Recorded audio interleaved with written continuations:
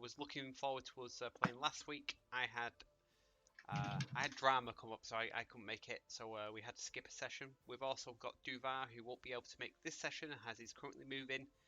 And as has become custom with our games, if you're missing from a session, your character normally finds a way to either get captured and or killed. So we hope he's still going to be with us at the end of the session. Or in light of recent stuff, he's going to catch coronavirus. Yes. So just do a quick recap on session 29. So the group had made their way back to Caldkeld after escaping the library and began giving out the knowledge that they'd returned. Kassar met the Chamberlain and handed over several documents. He was also talked into sort of giving away the location of the crash site of the library, which seemed to interest the Chamberlain greatly. The group then spent some time shopping, selling some, buying bits, and they also checked the bounty board and took down a wanted poster that was detailing Cluck and the gang. They then decided to spend the rest of the morning in the inn while Kassar was away visiting Crawford, his criminal contact. I don't think we need to hide that anymore.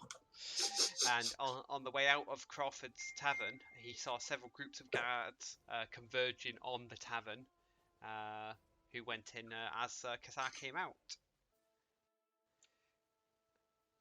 After regrouping at one of the inns, Ulfar shared across the wanted poster, and the group decided to exit via the northern gate and hide outside town for a few hours while everything cooled down with the guards. And on your return, you found that the Sunken Knight was empty, and 2 patrons were guarding it as Crawford was nowhere to be seen. Finally, we had Cretel and Duvar decided to head across to the Brotherhood in the brewery, and they were tailed at a distance by Kassar and Cluck, looking out for this person who seems to have been stalking you around the town. And that left Ulfar in the vicinity of Crawford's tavern, alone with the 2 guards. And that's where we're going to pick up.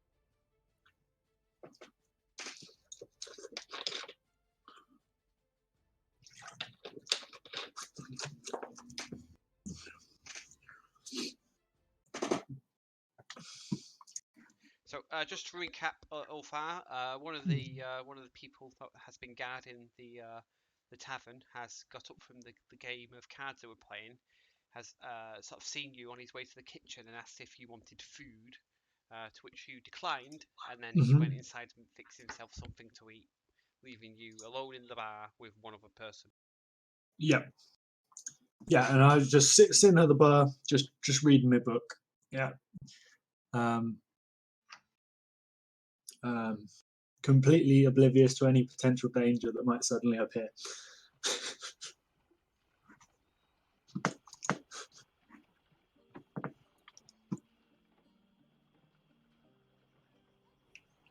Perfect. Just counting down the time to which I was expecting Kassar and Cluck to be back, because I had a deadline on that. But yeah, other than that, I'm not doing an awful lot.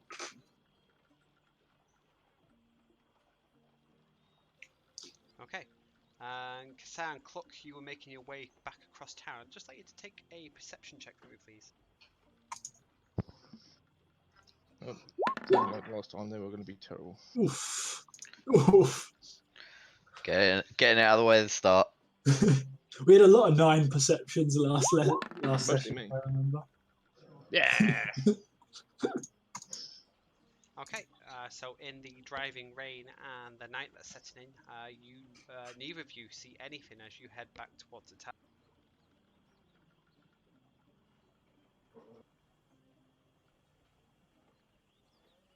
Okay, we just continue to head back towards the tavern then, I guess.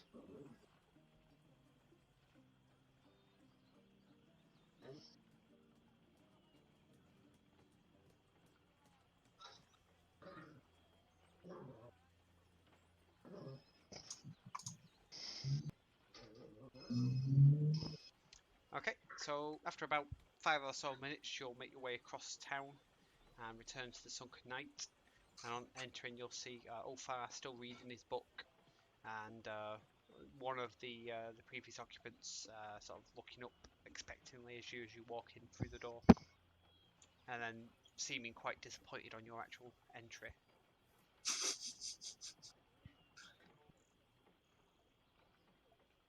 I'll just say the weather's a nightmare out there. A bit of rain never hurt anybody. Not surprising coming from a servant of the Storm Lord, but I prefer it nice and dry.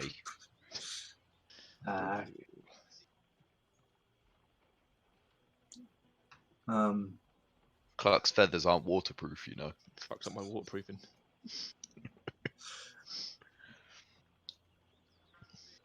I'll just sort of Anything to report back? Anything interesting from your little walk?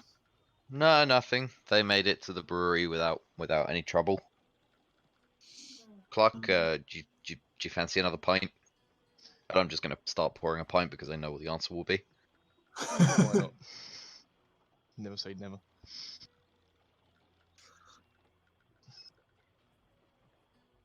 Remind me, Ulfar, do you have a drink?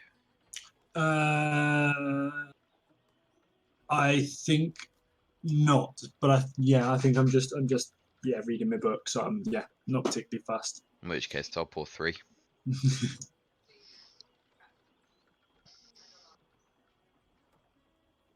Many thanks, my friend.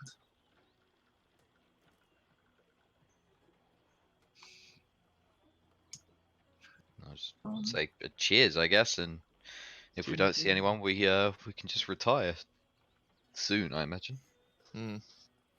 What is the time anyway? After sundown, so it's dark out. There Okay. are lights shining into the street from the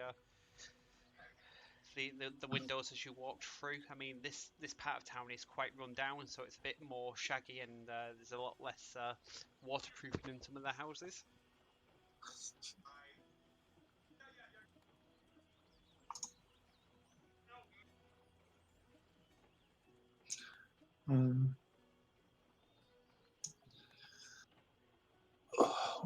What is the plan on the moon, fellows? What do we want to do tomorrow? I need to collect my scimitar from the. Yeah, the I forge. gotta pick something up, and then I'm happy to head out of town. Onwards. Head east. Okay.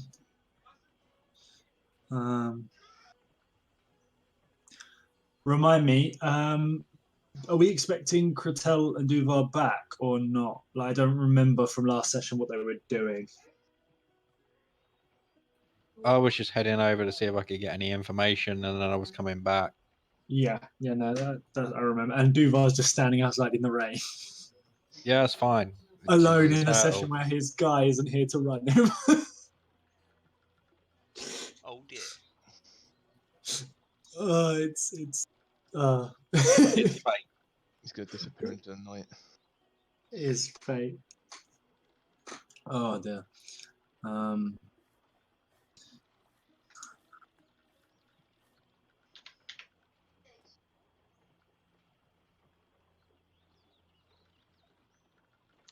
Okay, so Kretel, I believe at this point you'd already been into the brewery.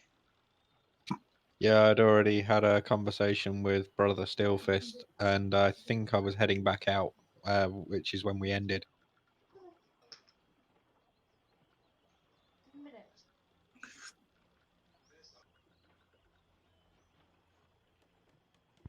Okay, so you are free to leave. When you get outside, as will come as a complete surprise to everybody, Duvar is not.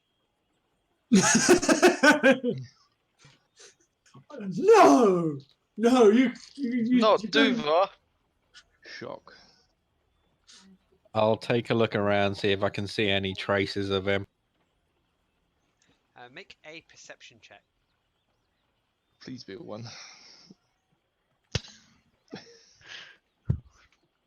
Embodying the teamwork there. Oh.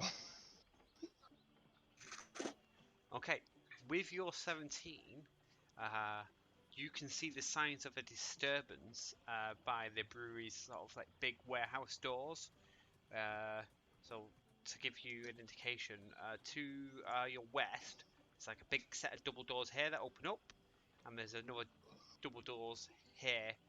And essentially, as barrels are produced, they're moved across to this warehouse to the south to be aged. And it looks like there's been some sort of disturbance around here. And with your 17, you can see from a distance that this the door looks slightly ajar. He's got to steal beer. Well, I'm gonna have to take a look considering it's my order.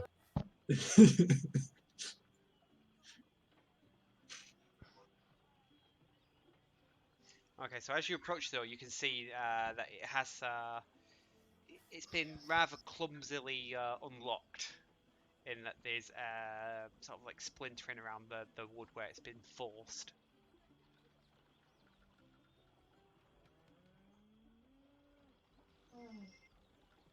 All right, I will open the door carefully and peek inside.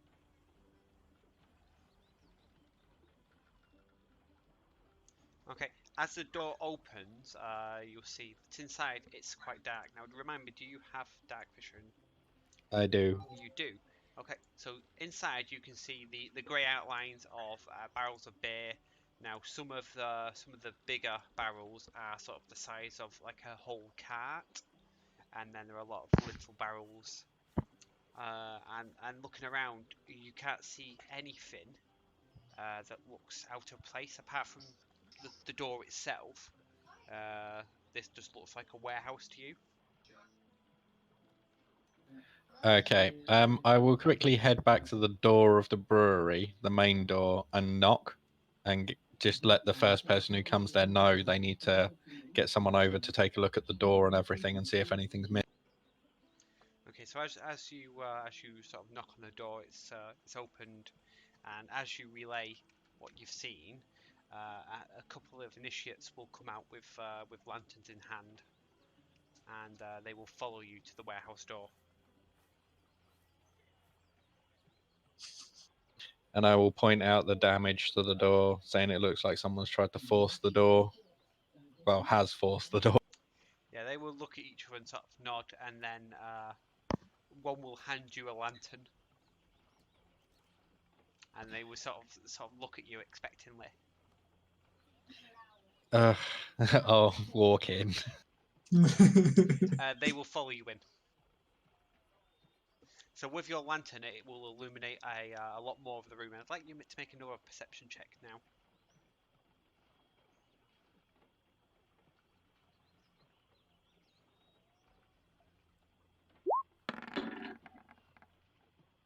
Rip. Okay. I see nothing. Yeah, as you look around after row of barrels, you don't see anything, and the rain beating down on the roof overhead and outside is essentially blocking out anything that you might be able to hear. If there was anything to hear, so you can only hear the rain. Fair enough. The initiates look around as well, and they seem quite happy that the room is empty. And one will sort of head back towards the door and start looking to see how to secure it.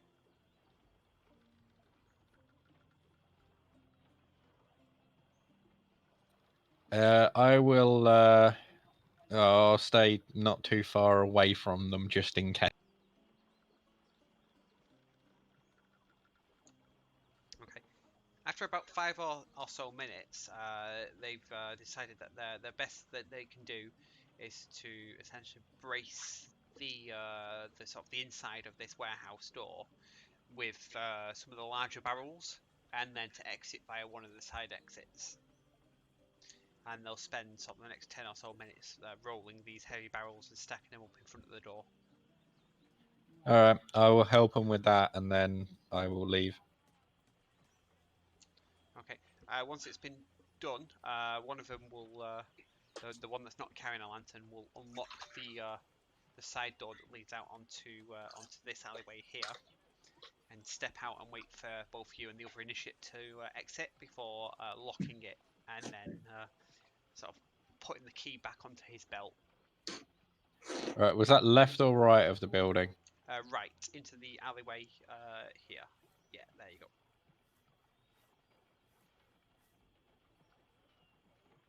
So after the door's locked, they will both look at you, and sort of the one that gave you the lantern before will say that you can keep it. It's a horrible night, and you might need it to find your way around town.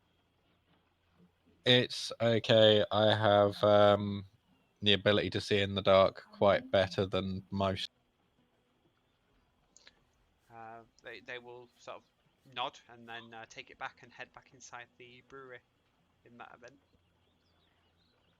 And I will head over towards the sunken night.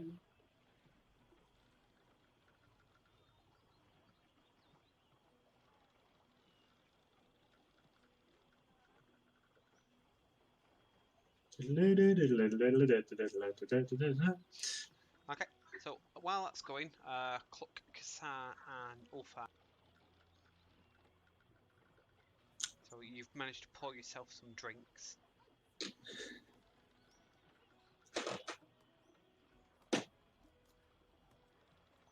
Yeah, I'm guessing we're just sort of getting as comfortable, cozy as we can, and just sort of sitting there and probably nursing our drinks, Winding down. waiting for the other two to come back.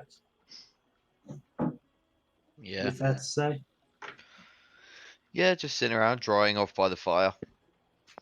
Or if there's no fire, lighting a fire and then drying myself by the fire.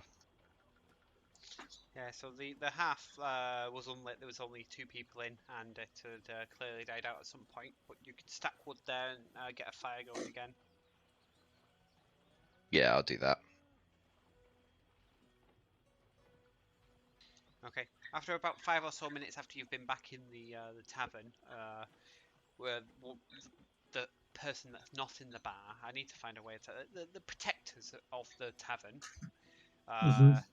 Will the one from the kitchen will return, carrying sort of a large piece of meat that he has found in the kitchen, and he will head back over to the table and sort of share it with his friend.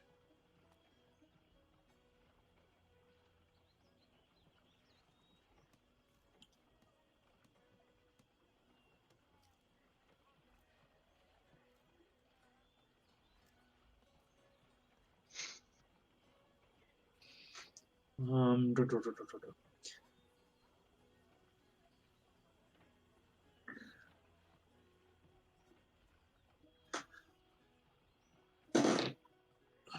If you don't do anything else during the time, then about 10 minutes later, Critel will make his way back into the tavern.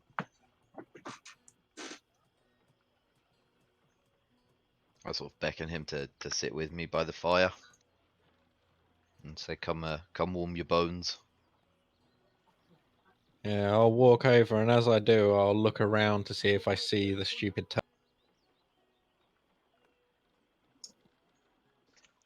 You don't see anybody in the tavern that you don't expect to see. Clotel, where is Duva? I'm not sure. I was hoping he had just like made his way back on his own. When I left the Brotherhood, when I come outside, he wasn't there. There was some damage to one of the warehouse doors, and I didn't find him or anyone else in the area. But I don't know where he's gone. I was hoping he'd come back. Blasted turtle. There is some strange goings on in this town. He keeps wandering off by himself. Hmm. Ah, well, at least we're warm. He'll return. He'll return when he gets bored. Considering the damage to the warehouse door, I'm not sure if he left of his own accord, though. What, so he's somewhere in the brewery drowning his sorrows in kegs of beer? I feel very sorry for him. Well, no, that's the thing. There was nobody in the warehouse. I'm wondering if someone did try and break in and he saw them and then got taken away. Oh. This is very worrying.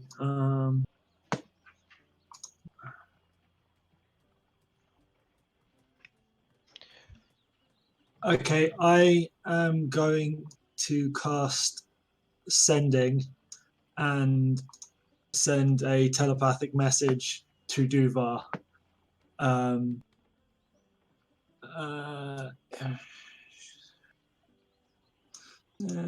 Distance. Okay. Presuming he's on a different plane to us, he should get the message. And just say, Duvar, we are concerned. Where are you?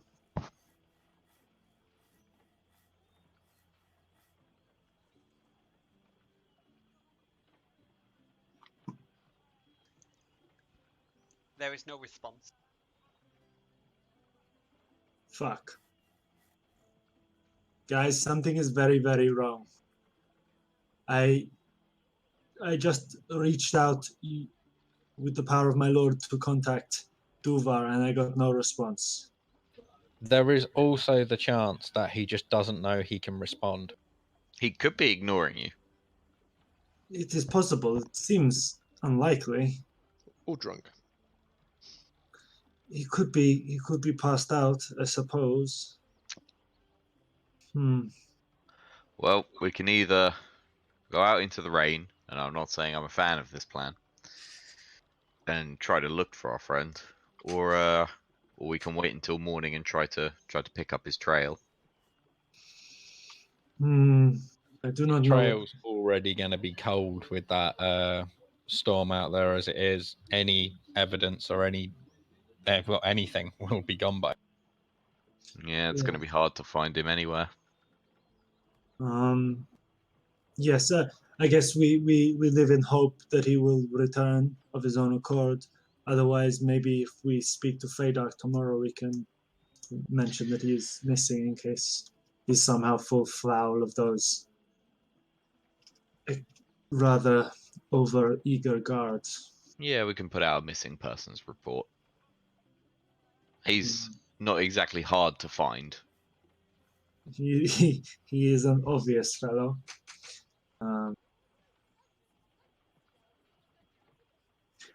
Anyway, I shall pray for his deliverance, and I kneel down on the floor with my hammer sitting in front of me and start to pray silently for protection, for Duvar and guidance in the future.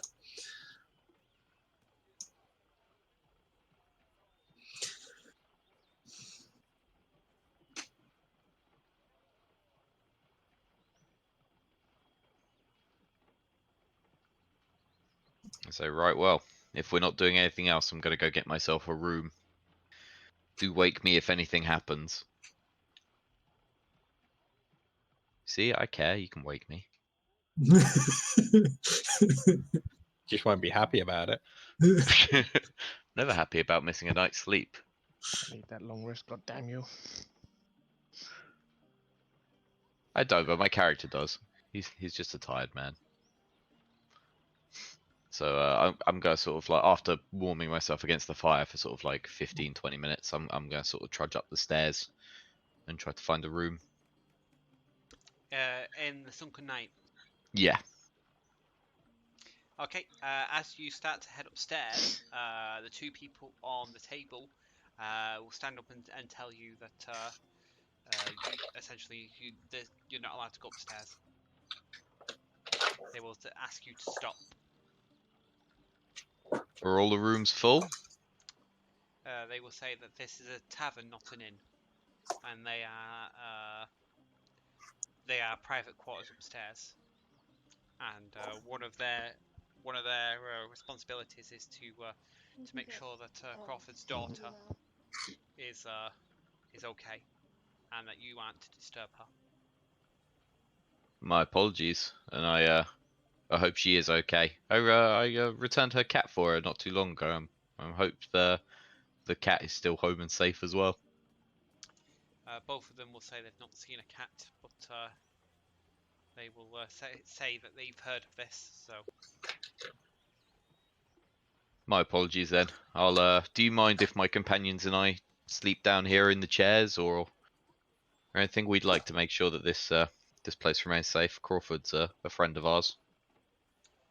They will say as long as you stay from the private areas that they don't mind either way. No problem. In which case, I'll sit back down in front of the fire and just put a blanket over myself. Pull up another chair, put my feet up, sort of thing.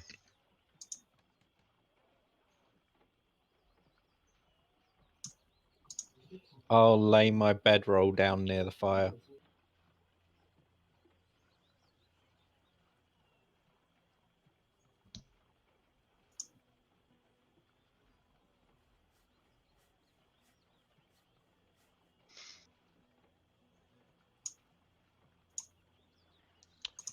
Clock Ulfar. Yeah, well, once I've finished praying, I will just sort of tuck myself into a corner and, yeah, try and get some rest. Yeah, I'll tuck into a chair and rest, or try and get some sort of sleep. Although, to be fair, I'm probably not going to go to sleep. I did spend most of the day sleeping, so I'll probably just sort of keeping a general watch out, One eye open. chilling out.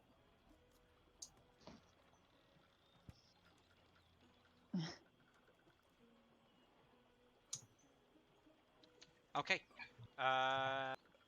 So you will pass away the small hours of the night, and Ulfar, you will, seeing as you're not really sleeping, you'll be able to wake everybody else up come morning. Mm. So you will all benefit from a long rest, should you need one.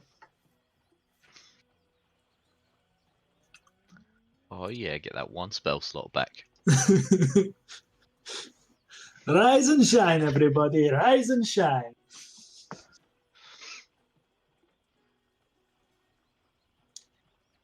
It's a beautiful morning. As I get up, do I notice the guards or sorry, the two men or whoever they are? Yeah, you can I call still them say guards. I still say guards because of what Duvar said. But they are guarding their place, so I get it. Yeah. But Are they still asleep? They seem to have taken it in turns to sleep during the night, and now yeah, you can call them guards. They don't seem lawful, or at Yeah. least lawfully employed. Yeah, they're definitely guarding something. Mm. Okay. I'll as I get up, I'll say I'm feeling a bit peckish. How would you boys appreciate some breakfast? Ooh, sounds good to me. What's in the kitchen? I could eat. Yeah, one of them says that sounds quite handy, and he will kick his colleague to give you a hand in the kitchen. Now, despite what Ulfar said, it is not a beautiful day outside. It is still strong, heavy rainfall.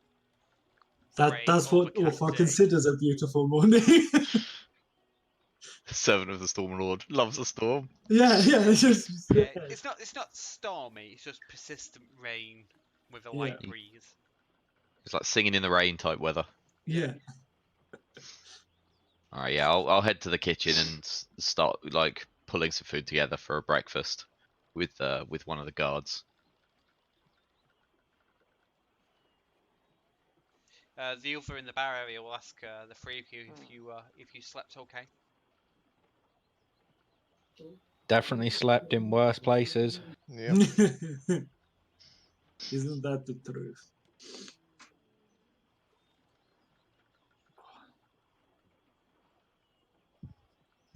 And you, my friend, you slept well enough? Well enough. It's good to be indoors. Yes.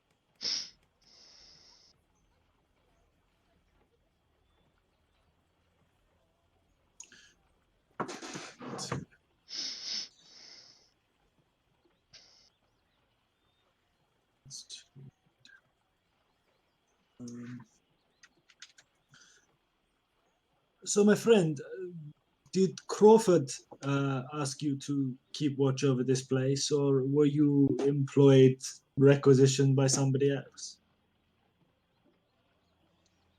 He will say that he's a friend of the family.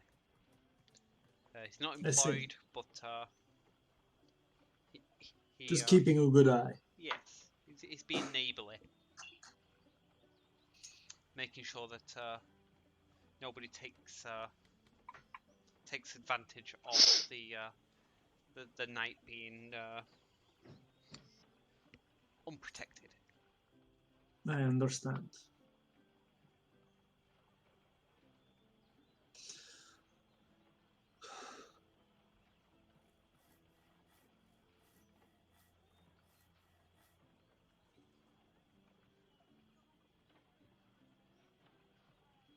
How's the cooking going in there?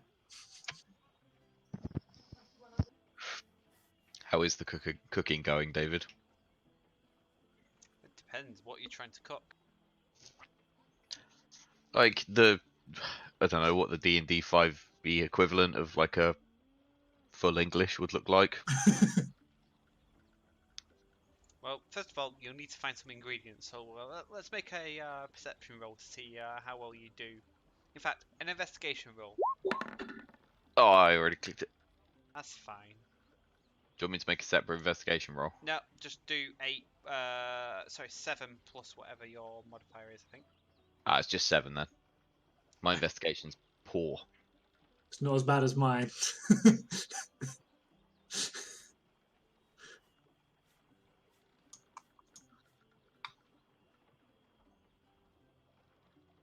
You find hardtack and gruel. No, you do find some dried meat, some potato, lots of stock, what appears to be most of a rabbit. Ask the guard if he sort of searching with me. Is it a same role for both of us? Yeah, he's searching with you, but he's kind of just doing that thing where he's sort of following you around and researching your places. Okay. All right. Well, with some potatoes, some meat, some stock, if I can sort of put together a couple more vegetables and make a nice, decent sort of stew. You don't find any more vegetables. So that'll be a potato and meat stew. Sounds good to me.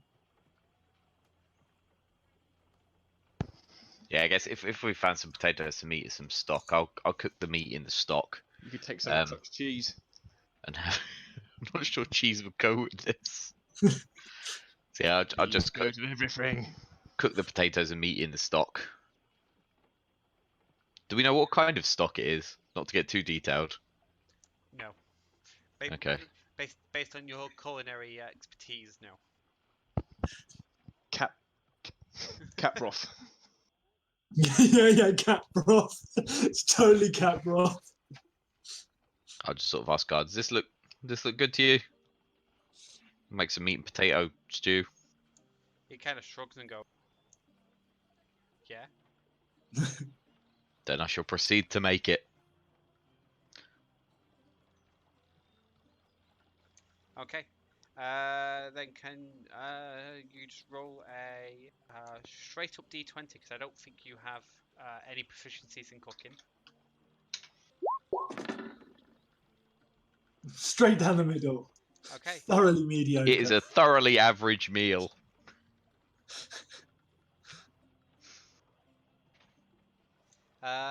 Yes, 10's not average, unfortunately. No. So you make a pretty shoddy stew. Oh yeah. Like the Do I know- potatoes are still a bit raw and a bit hard. The meat's gone all gloopy. Like it'll do, but it's not pleasant for anybody who's participating in this stew. I am more than happy to hand this out and sort of look very happy while I'm doing so. This is my wonderful stew. What kind of stew is it? It's Kassar's special stew. It has potato and meat in it. Look, it's not wonderful, but it's all I could find. it's the meat bit I'm a little worried about. We're not, you weren't killing rodents out the back, were you? It looks like Oh. something the local cat bathed up. There's some rabbit in there. Okay, rabbit, I can live with rabbit. And I'll just start to force down this sort of stringy meat and hard potato stew. Yeah, it's not a pleasant experience. But because Wolf was nice, he's sort of going, very nice, thank you. Cause just forcing this down. I'm gonna have a big smile on my face and then take my first bite, and then my smile slowly fades. I proceeded to put a load of cheese on mine to try and make it taste better. Which will be mouldy cheese by now. Yeah. Adds to the flavour, right? Roll a d20. Blue Cluck. cheese is good cheese.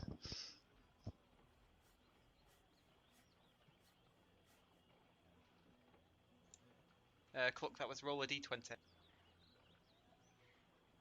So the two protectors will both sort of push potatoes around their stew bowls, and one will try some, and then they both will just push their bowls to one side and go, "We're not hungry." Oh shit! What What waste of a waste? deal. What waste for crit. This cheese is amazing. He critically eats that cheese. Yeah, so Cluck, infusing yours with cheese does bring up the quality to what would you now call a sort of standard tavern affair? So it's now an edible stew. Yeah, it's now bang average stew. I'm now less likely to lose hit points rather than, and now likely to gain them rather than lose them. Yeah, so the stew's not poisonous. The It may rabbit make you go to the loo a bit more. the We've rabbit not was had kind good of luck with pre-cooked, food. and yeah, it's just like raw, crunchy potato pieces in it. Cheese like, makes so- everything better. So there's been cat pie, people stew, There's and been now no cat pie. Kassar and Cluck's wonderful cheese concoction. Oh, I assumed Cluck only put cheese in his. He absolutely only did, but yeah, it's just interesting. Oh damn. I believe only Kazar's got the he's got cheese in it as well. I sort of I go to Kazar and says, "Add cheese to it, makes it much better."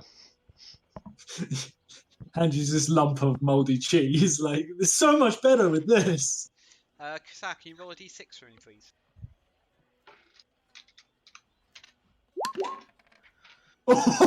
Yeah, It came up perfect. as a 3 on my screen. No, that's fine. That is perfect because that is how much you've increased your cooking skill by. Oh, cool. That works. That's accurate. Oh dear.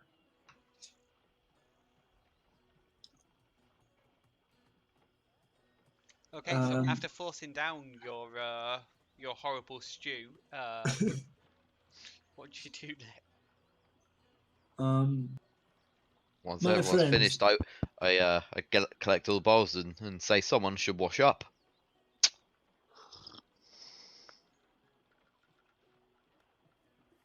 There is no need. Look, we cleaned the bowls to the base. They are clean from us eating from.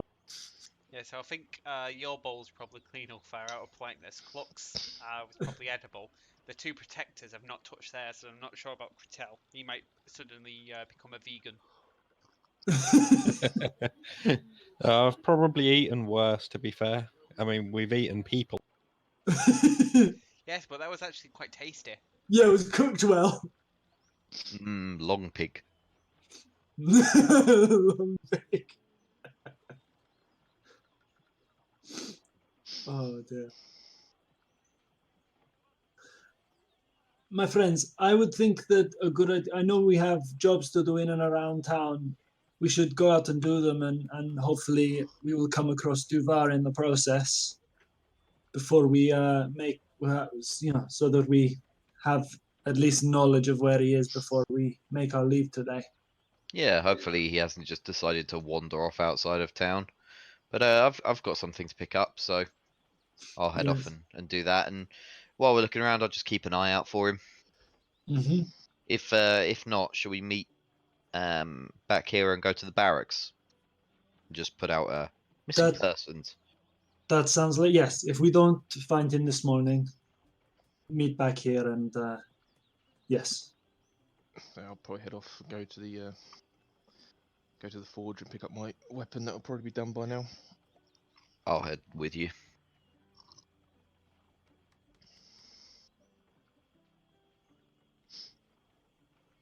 I'll head out at the same time, but I'm going to head off in another direction, looking around town.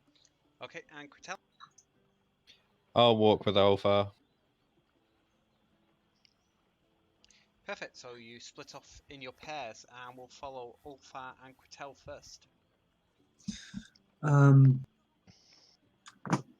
I wanted to have a look around generally in town, see if we spot Duvar, but I'd also like to pop into the Emerald Key and then City and everything at some point. Do you have anything you want to do today? Only nip into the barracks at some point and have a see if we can talk to Faydark, but that's about it. So whatever you want to do first. Okay. Well, seeing as we're going to head to the barracks at some point, let's go to the Emerald Key first, and then maybe walk over to your brewery, see if Duvar is halted in an alleyway or something. Had too much to drink. Anything's likely at this point. Yes, he does like to watch. Okay, so assuming Cassandra and Cluck are heading towards the forge first of all, you will actually walk together for some of the distance. Until we get to sort of here-ish. Yeah, thought. once you get to the square, you can then split up and go in your different directions. Mm-hmm. So Cluck and Kassar were privy to that conversation as well.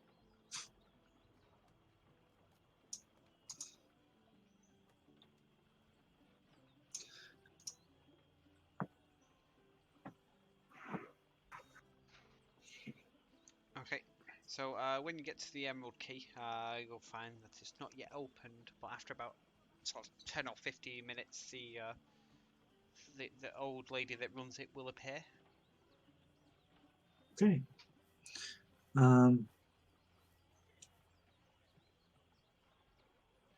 Hello, my good lady. I have a few items that may or may not be of interest to you. Would you mind taking a look? She will say, yes, quite, I'm sure. Just let me into this shop, and she will proceed to unlock the shop and sort of like dodder in. Yeah, I will. Give her plenty of space, but follow her in afterwards.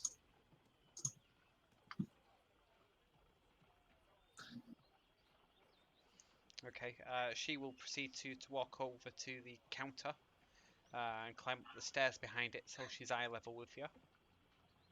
Okay. I'll reach into my pack and I'll pull out the animating sigils and the arcane focuses that I've got and just pop them down the things. These items are of no use to me particularly. I didn't think anyone else in town might find them of interest. Are they of use to you? She will sort of pick up her magnifying glass and look at the items in turn and sort of shake her head and says, "This looks like more than jewelry or brooches. Like these," she'll point to the focus. Say, "These have no interest to me. Somebody who works spells will be able to give you something for them, I'm sure." And then she'll look at the sigils and says, These look nice. I'll give you 2 silver each." Well, as I said, they are no use to me. I will happily take 2 silver each, so 6 silver for the 3. She will nod and count up the silvers. She can hand them over as she.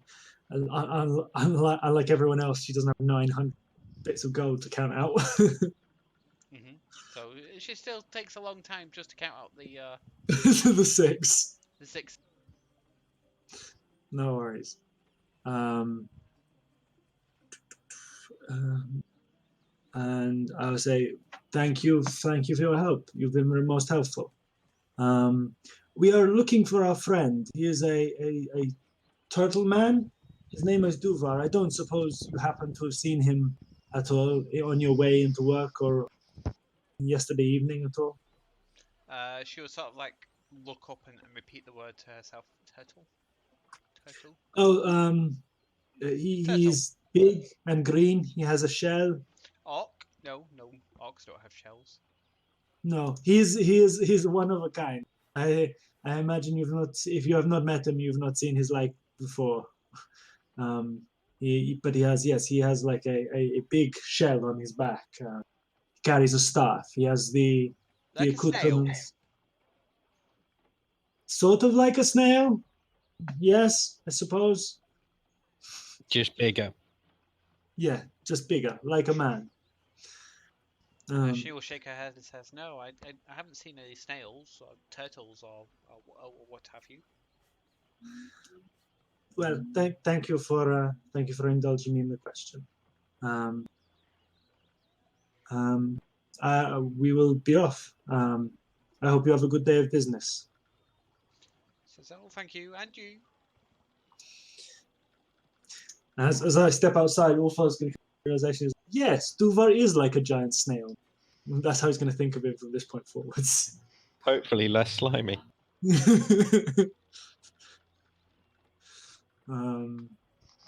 Right. Okay. Off to the obsidian everything then.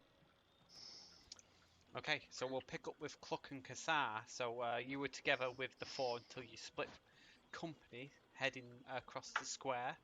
And Cluck, you're going to be the first to be picked up. So we head over to Harry's Forge, where you will find Harry early at work. The ringing of her hammer sort of ringing out into the. I say good morning. I'm here to pick up my scimitar. She'll look up at you and says, "Do you have your order reference or receipt?" No. I was only in here yesterday. Says, "You can't just come in here and expect to collect something without a proof of who you are. You could be anybody." I paid up front. Yes, everybody without a receipt is paid up front. Do you have any form of identification? I don't know. I'm just a giant bird. At this moment, she'll sort of be unable to suppress the laughter anymore and will sort of like burst out laughing. Yes, I remember you. Come in.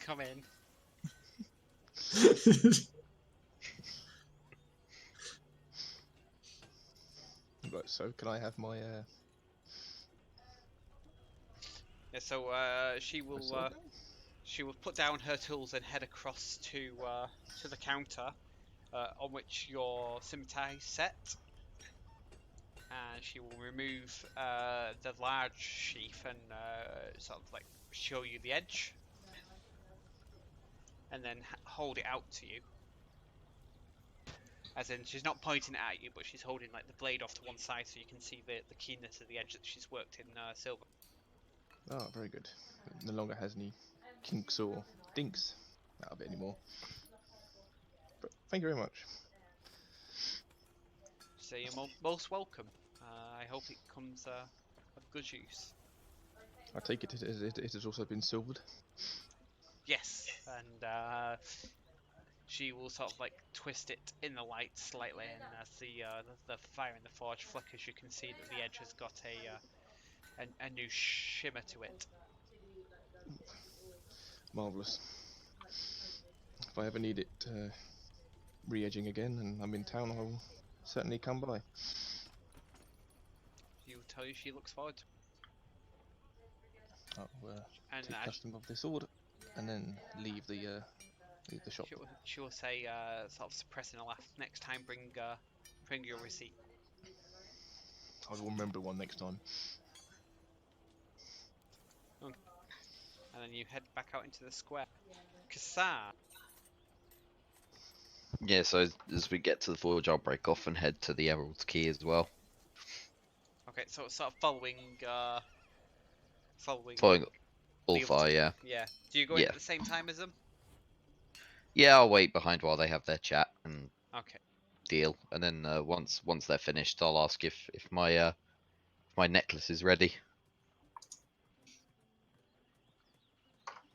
She will smile and nod, and from beneath her counter, she will unveil this necklace of bone teeth that she has made for you.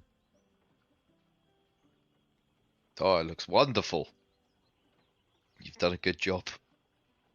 She says it's one of the most unusual items she's had to work on. I'm a hunter by trade, and it's a nice way for me to keep some trophies of some of the more fun things that I've hunted. She will say, each to their own. I'll pick it up and I'll put it over my neck. Doesn't make you look psychotic at all.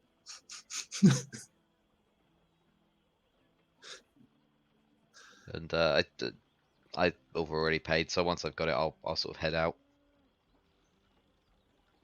and I'll thank her. She will wish you a good day. And good day to you.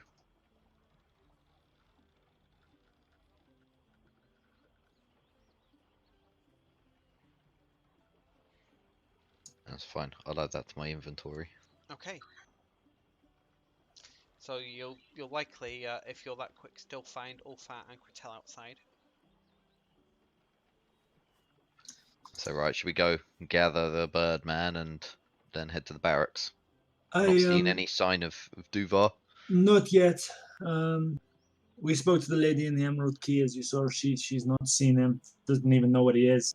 I wanted to pop into Obsidian's everything. I wanted a word with Sinra, but other than that, I was thinking we should probably swing by the brewery as well, see if we can see him and hunkered up in an alleyway drunk or something before we make our way to the barracks. Yeah, sure. Okay.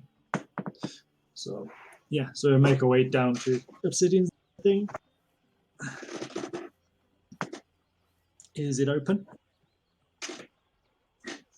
It is. Simraz not got his forge going yet, but he's working on it. Yeah, I'll walk over to Sinra. Hi, hello, Sinra. You're keeping well, I hope. Well enough, he will say. I have a question for you. It may not be something you can help me with, but as you, when we returned your ledgers and things to you, you said you might owe me a favor. If it's something within your skill, it would be useful. But it's what I asked for is quite complicated. As you can see, I'm wearing my armor is ill-fitting to me. Is it something that you could work on to make it sit properly on me? It is not functioning as it should. He will sort of look at the armor and the plates and says, this armor wasn't made for you. It's quite clear to see. Absolutely. He can say he could rework some of the smaller better fitting pieces, but some of it would need to be replaced with stuff made for you. Like the modifications would be to such an extent that it would not be useful. It'd be quicker to melt it down and start again. I understand. Then my second question to you is then, while it's not made for me, it might be more fitting for somebody else. Is it something you would be interested in purchasing?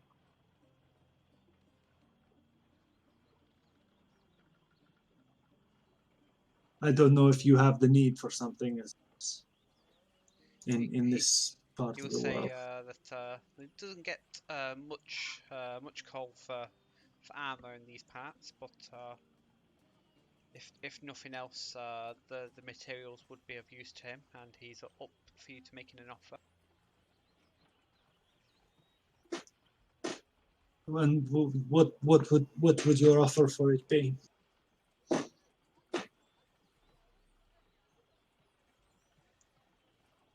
He will say he will offer you 100 gold pieces for the hour. Hmm. It's a very fine offer, but I think for the time, I might find someone who wants it for more than its parts, and to get a greater deal. But thank you for your time, Sinra, and for your help in this matter. I hope you have a good day of business. And I said, oh, actually, before I leave, I've just thought you haven't happened to have seen my compatriot Duvar around, the giant snail man. He will say he has not. Okay, thank you. Good day, Sinra, and then I'll leave. Okay. Cluck, were you heading in the obsidian and everything as well? Yeah, just following on with the rest of them. Yeah. Okay, you weren't particularly going in there for a reason. No. Okay. I was just hanging around outside. Okay. So check out the brewery, and then if no sign of Duvar, report him missing, I suppose. Well, I think I'm gonna head up towards the barracks to just report him. I mean, Grittel came from the brewery last night where he disappeared, so. Yes, but it was night. It might have been harder to see. But I will go with the general consensus. What do we think is best? Well, Grittel can go ask the brewery if they've seen anything. Oh, I can swing by and have a look by the warehouse. I don't think he'll be there though. I would have seen him last night. Okay. No, I trust you, my friend. If you believe that there is no chance of him being there, then let us go to the barracks. Let's head over. Mhm.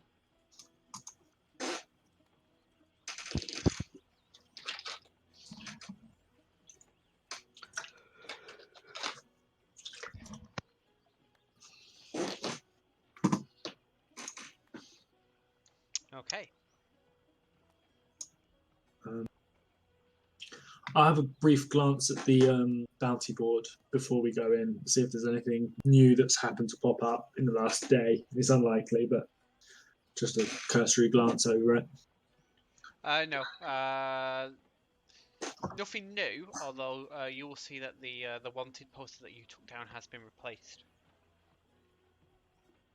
I will take down the new one as well and stuff it in my bag. just gonna keep hiding them. I'll sort of like nod to the others what I've just sort of crumpled up and put in my bag before I do it. And then into the barracks we go, I suppose.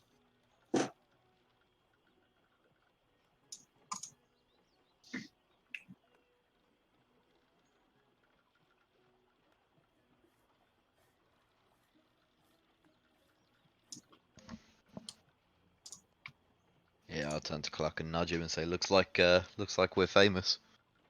I'll just nod and laugh. Yeah, slavery is a despicable thing when you're on the other side. I don't regret it. Okay. Nothing.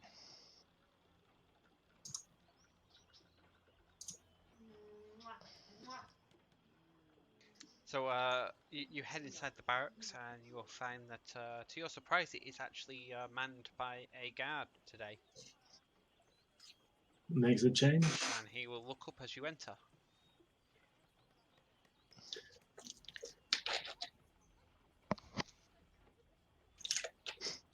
Oh. You okay there?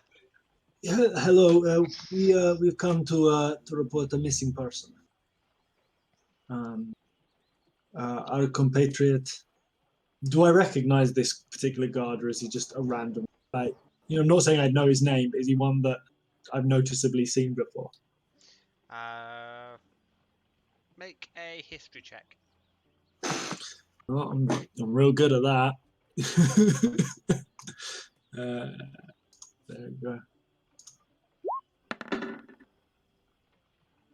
8. He looks like nondescript guard number 4. Okay. So yes, our compatriot Duvar, the big shelled He will say snail name. man. My name or his name? The missing name. Duvar. Height. And I sort of gesture how tall he was in comparison to me. So distinguishing features. Giant snail man with shell on his back. It's a turtle.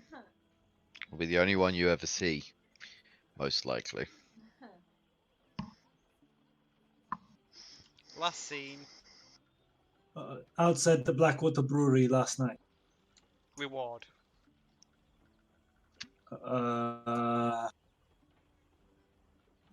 Upon collection. Says, how can people find you? Very good point. I don't know how helpful this is going to be, my friends.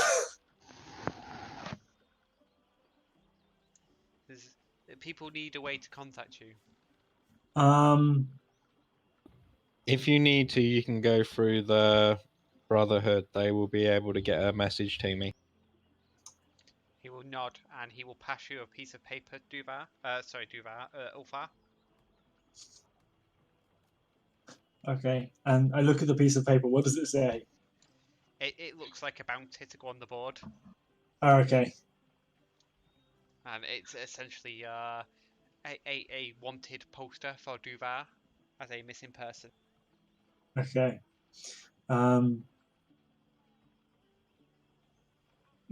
Is Fedark in this morning? He will say, yes. Would it be possible to speak to him? Business? Yes. We have worked together in the past, and there are some concerning things I wish to speak to him in regards to.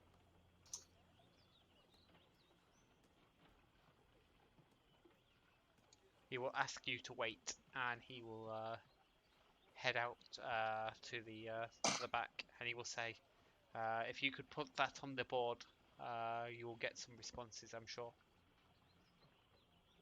Okie doke. And I'll sort of like lean out the door and like use. In fact, I might even use like a tattered dagger that I've got in my bag to just like stamp it to the board.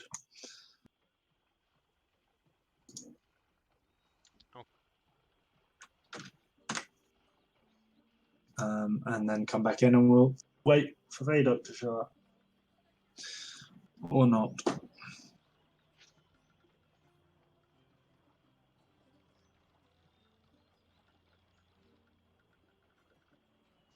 Yeah, so a couple minutes will pass and the guard does not return. So what's everybody else doing during this time? I'm going to try and use my dagger to carve like shallow lightning bolt designs onto my hammer. Because I think it'll look cool. I'm just gonna say I'm gonna take a wander around town, see if I can't find anything relating to our turtle friend. And I'll ask Ulfar if he might try the contacting him again. You have a look. I will wait for Fedark, and if none of us gets any further, I will try to reach out to him again. Yeah, I'll say to Cluck and Kratel, let's go make sure he hasn't left town. Let's check at the gate. Then maybe just take a wander. Yeah. See if anyone's seen anything. Yeah, I'll take a walk. Okay, so the three of you leave Ulfar behind, and which way do you head? I was going to say go up to the buzzing gate, see if he left town.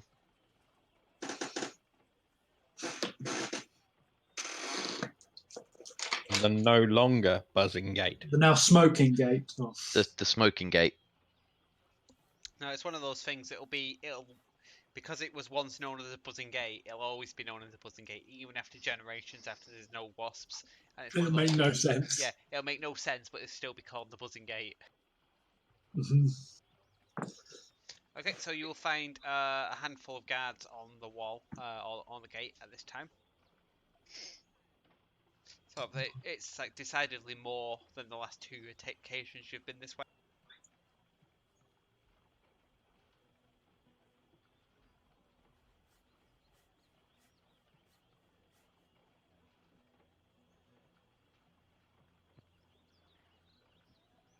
I'll try and get the attention of one of them. Yeah, so he will sort of like look at you as you approach. So when I say at the gate, they're like on the ground level. They're stood in the archway of the gate, sort of like free either side of the arch.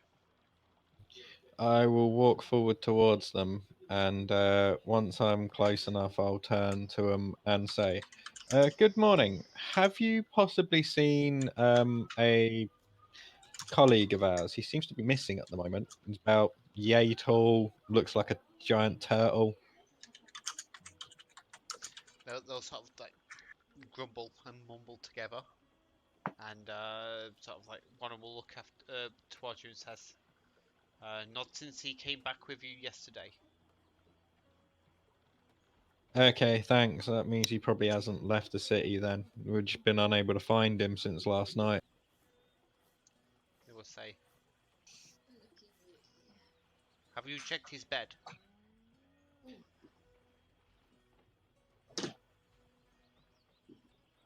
That's a good point. I mean, I'm not there, but we didn't even think to check one of the inns.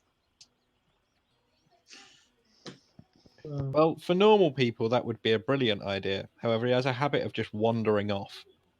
Yeah. Does your friend always turn up?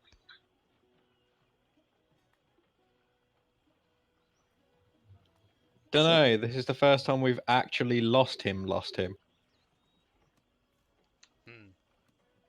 Well, he not come this way. Okay, thanks for your time. Okay, so at this point that Fadak will arrive through the door to the inner barracks Ulfar, and he will sort of stand there for a second, his cloak just sort of billowing softly. Sorry, say that again. I sort of missed what you just said. Fadak has arrived. Okay, and he's billowing. His cloak is billowing. Yeah. Briefly. Lieutenant Fadark, might we have a word in private? Briefly. He'll say, "There's nobody else here." Okay. The reason I asked to speak to you is it seems like very strange goings on have happened in town in the last day. I wanted to offer my help, but also to get some sort of information from you if you would share it with me. A friend Duvar has gone missing. I have seen the guards running back and forth yesterday at an unusual amount and rate. The Sunken Knight seems to have been abandoned by its proprietor. It is all very odd. As I said, I wanted to offer my services, but also hopefully that you could shed some light on the situation. He will say that he can't share information about an ongoing investigation. But he's interested in how you might help him. And what do you offer? I offer the services of my friends myself. We were obviously useful to you in the past in returning documents. stolen by the wizards. That would seem to be a more complicated threat than something that would exist within the town. At least I would hope it's nothing as bad as that going on. He Um, says events within town need handling with a little more subtlety, and well, your current friends aren't known for their subtlety. that is, I understand. I myself am not the most subtle of creatures. I'm sort of like I've got a mole on my shoulder wreathed in flames. Like, um, I understand. I still offer my help, such as it is. People often are willing to talk to me as they wouldn't to others, as a representative of my god. I, if there is something that you would need help with, I am willing to hear what service I might be, and what information you can without um, damaging your own investigation would be very useful, especially if you have anything knowledge of what may have happened to our friend. He says, I will keep an eye out for your friend, although I haven't seen him. Not since you left for the library. He says, as for the investigation, if you hear anything that you think is relevant, then come speak to me. But otherwise, he can't give you any information.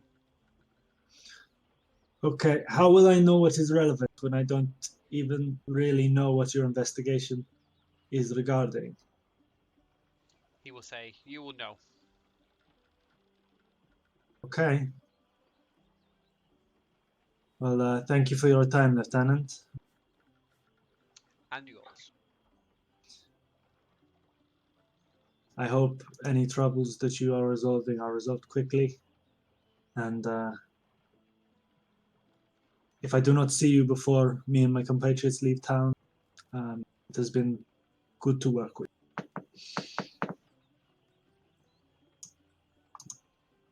And then I'll step out the door.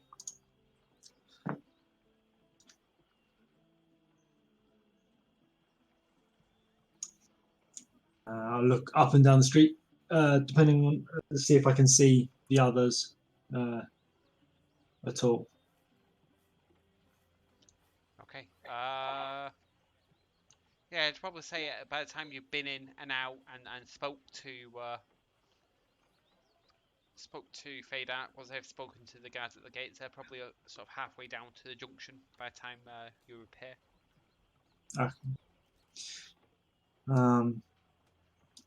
But that was fucking useless. Any more progress at your end? The guards haven't seen him leave town, but they did make a suggestion. They said, have we checked his bed? Ah.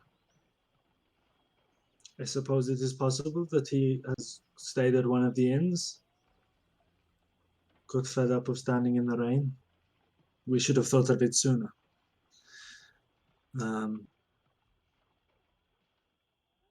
Okay.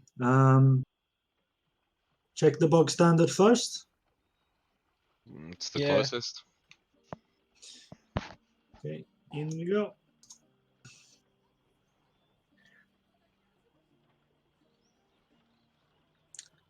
I can't remember bartender's bloody names.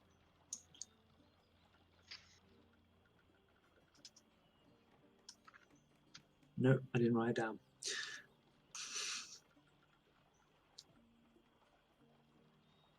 I'll let someone else take the lead because I don't know the bartender of bog standard particularly well.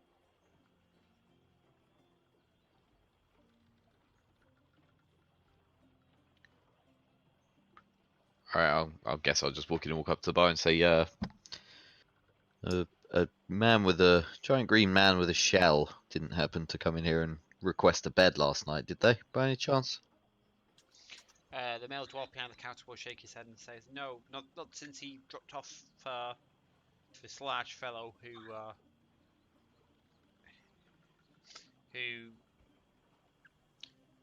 wasn't the most friendly of folks." That Okay. must Well, be thank you. 5 nights ago. Yes. Well, thank you anyway. We're just trying to find him. He seems to have gone AWOL. Thank you anyway. Kind sir. I'll walk out and I'll say no. He's not in there. Okay. Well, Said the there's only one other choice. silent bard it is. Da-da-da-da.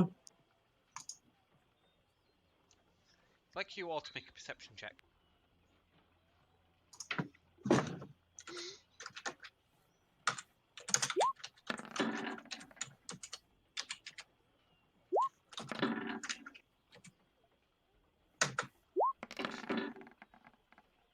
$23.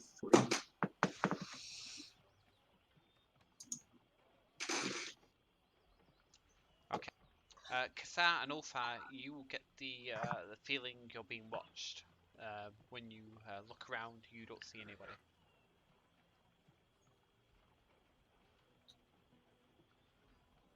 I Okay. will sidle up to whoever's closest to me in the retinue. I am fairly certain we are being watched. I cannot pick out anybody. It feels. I'll tell everyone not to turn around and look behind us, and just say just keep going as normal. Don't let them know we know they're there. Whoever it is. Okay. I'll usher everyone into the silent bard. I'm back. Cluck, make a wisdom saving throw.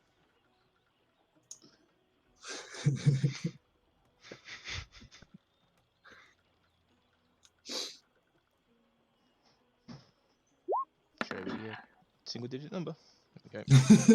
Okay. Cluck is able to fight the urge to look behind him.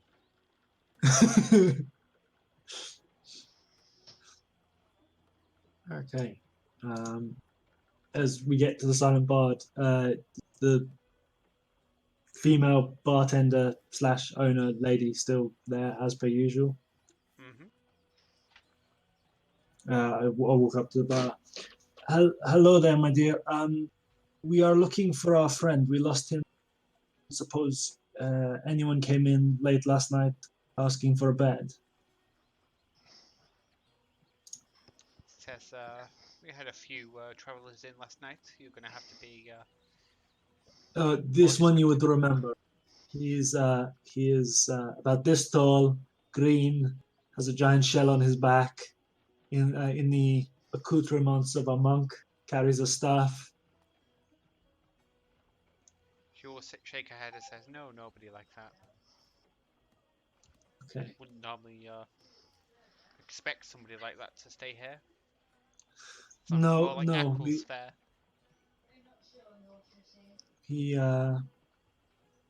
We are just ticking off boxes of places he might have been. Thank you for your help anyway. She will say you're most welcome. No turtles here either.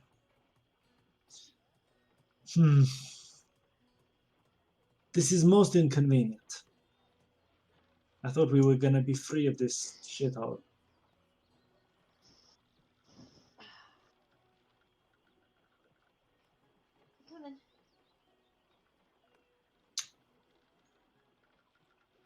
Cretel, do you think it is worth making another look at this warehouse that we saw, that you checked out last night?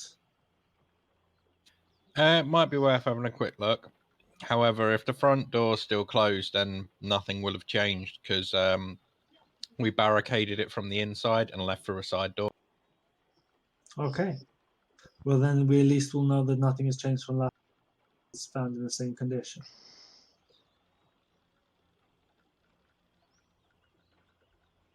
I'll walk over. Yeah.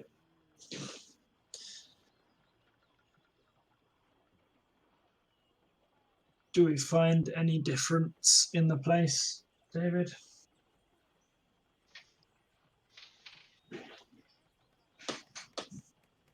Okay, so a few things you'll notice as you go over there. So first of all, the doors are open. There appears to be some sort of handyman at work, sort of repairing the broken lock on the door. There is also a wagon, rather large wagon that's been prepared and laden with casks.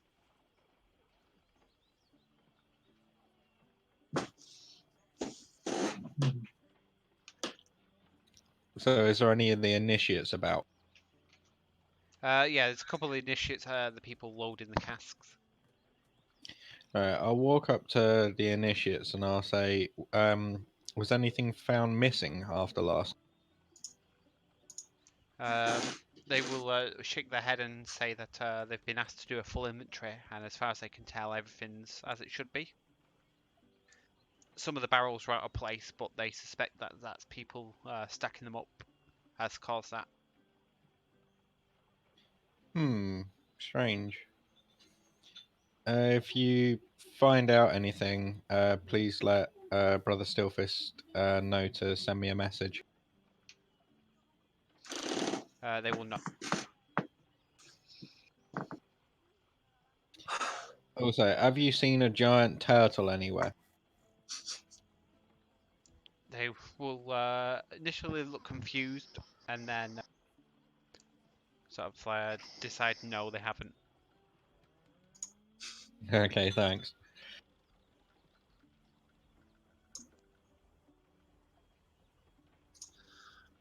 Hmm. I am at a loss, my friends. I don't know what to do. I suppose I shall try and reach him mind to mind again. Give me some moments. I will attempt my spell. And I will relay my sending message again. Duvar, this is Ulfar. We are looking for you. We worry about you. Where are you? Please respond with thoughts in your mind. There's no response. Still no answer.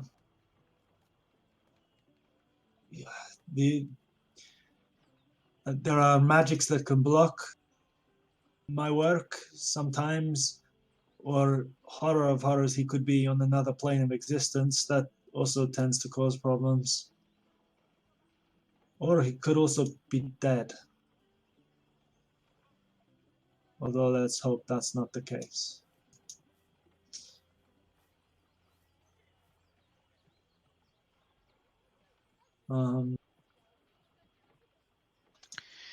We could try the southern gate, I suppose, in case he left that way. That's the last thing I can think of to try. Anything's worth a shot at the moment. However, last night I didn't see any blood, but then it was raining quite heavy, so I don't think a fight went down out here. You would think our friend would not go quietly. I think if we're being watched, we need to try and trap the person who's following us, if there is someone following us. Your words pertain to a plan? We walk somewhere, Mm-hmm. and we turn a corner. Everyone keeps going. One of us waits. Sort of try to tuck themselves away somewhere. Then we grab him. And if they catch someone coming after us, then we grab him. That sounds like a plan. Two birds, one stone. We head to the southern gate. I suggest you, my friend Kazar, is probably the most likely to disappear in plain sight. Okay. So we'll As we turn left when we get to the silent bard, I'll sprint ahead of us and get round the next corner. Okay. And then double back. Okay. I get you.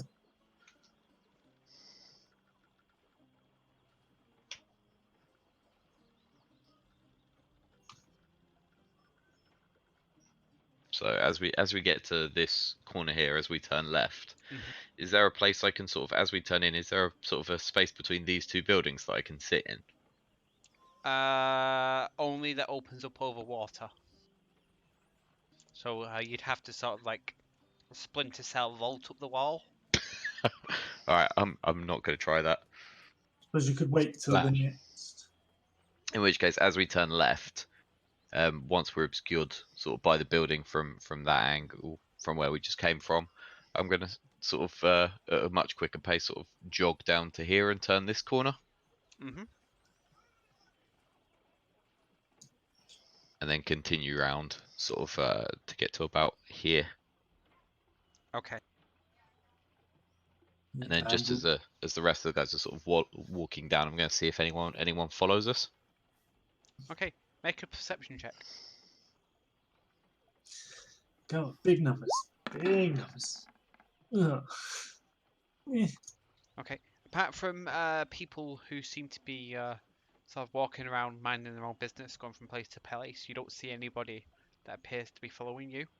Now, that walkway is like one of the major, well, it's the major route through town.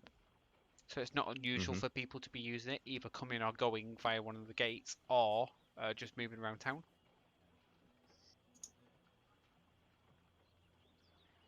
Okay. Presumably there's guards on this gate as well, same as the northern gate. There is, again, there's about 6 guards on this gate. Just like, sort of, apart from when Qatar was having his fun dodging the guards, it's probably the most you've seen in the town at any one point. Mm-hmm. Hello there. Sorry to interrupt your day. We have lost our friend. He's a tall green man with a big shell on his back, in the clothes of a monk, and we were just checking whether he has passed through this gate that you have seen him.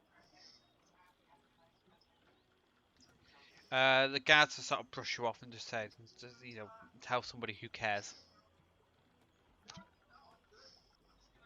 You are a guard of the town. It is your duty to help the folk here. I am a member of the folk here. He will look you up and down and says, my duty is to keep order here, and you do not appear to be the folk here. Well, maybe your job will be made harder if you are continuing to be rude. He will sort of chuckle and sort of jab one of his friends in the ribs, saying, have you heard this one?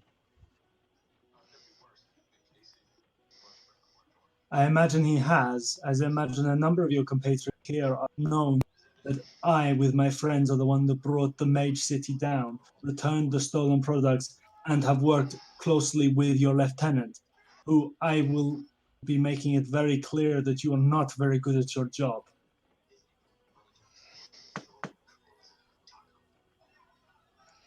This will get a few of them laughing. So have you heard this one? With all his airs and grace, and he's threatening to tell the lieutenant. Tell him. If you think he'll side with you over his own men.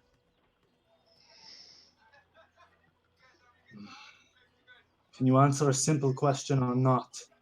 Or are you so brain dead that you can't even manage a simple task as that? Oh, I'm glad I'm not with the group. At this point, Ulfar's annoyed because he's worried about a friend. Have you seen the person or not? No, but perhaps he's in one of our cells, and we could show you that if you'd like. That would not go well for you. I'm done with your nonsense. I turn about and walk back up the way we've come. One of the guards will make chicken noises, and the rest will start laughing.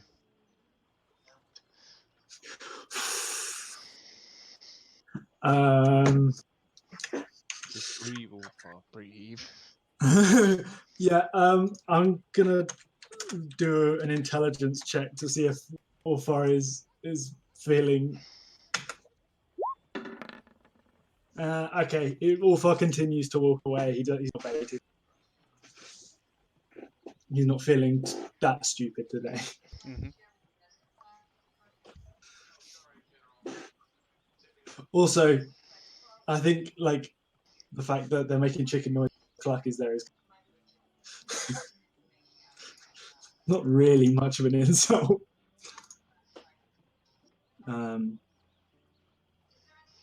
Kasar, what have you been doing while I've been arguing with guards? Wait to see if anyone pops through the square. That looks, Shifty. I guess, slightly more sort of determined than the others who are just sort of idly walking about their business. Okay. Does he see anything? No, David? so in the entire time that you've been watching Kasai, you don't see anybody who matches what you believe you're looking for.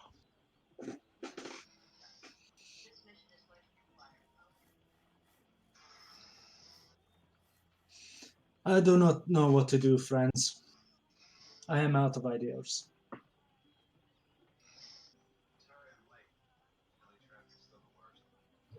Well, we can't venture too far until we know what happened. Mm-hmm. He may have just gone beyond the gates. He may have snuck past these guards. They seem very stupid. So at this point, you'll see coming down the main thoroughfare a large wagon being pulled by men. And Critel, you will recognise it as from the Brotherhood, because it's laden with ale casks. Is it a wagon being pulled by men as opposed to by horses or something? Yes. Oxen. Okay. Would that we consider that normal, or is that a weird thing for people to be doing? Probably not too. In fact, I'd like you to make a insight check. Insight. Okay.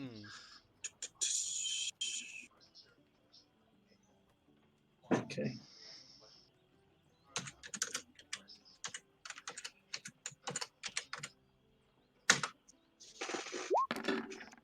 Oof, critical fail. You know nothing. Yeah. I know nothing, Jon Snow. You don't even bat an eyelid. Yeah. If it is unusual or not, you don't really know. No. It's kind of the only big wagon you've seen apart from Gammon's. Okay. Slavery is normal to you. Now, they don't appear to be slaves. They just appear to be pulling the wagon.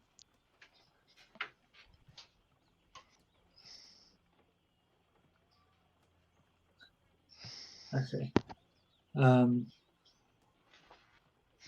I turn to Crotel because it's sort of members of his order. Is this odd? This seems odd. This this normal business for your order?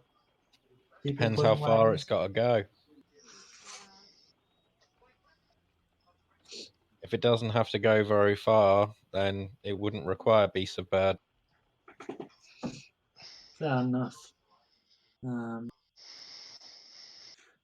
Having like never seen stuff much like it, as it goes past us, I'll sort of give it a once over and sort of look at the guys and the stuff in the wagon. Just take it in, see if anything is of interest or sticks out to me. Yeah, make a perception check.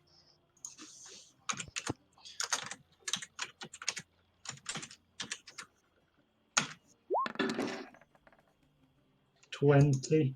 Yep. So of the 6 people accompanying the wagon, all of them seem armed.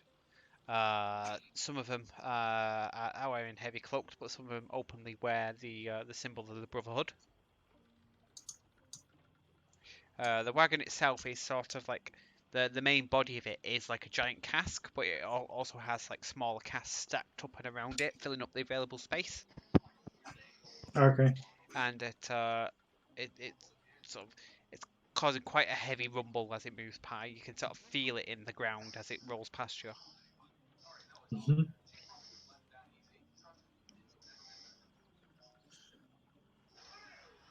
Where are you headed with your burden? So without stopping, one of them will say, Askerby to sail. I'm trying to remember how far away Askerby was. You got Badir to the east, and then you've got Askerby, Yeah. I think. Okay.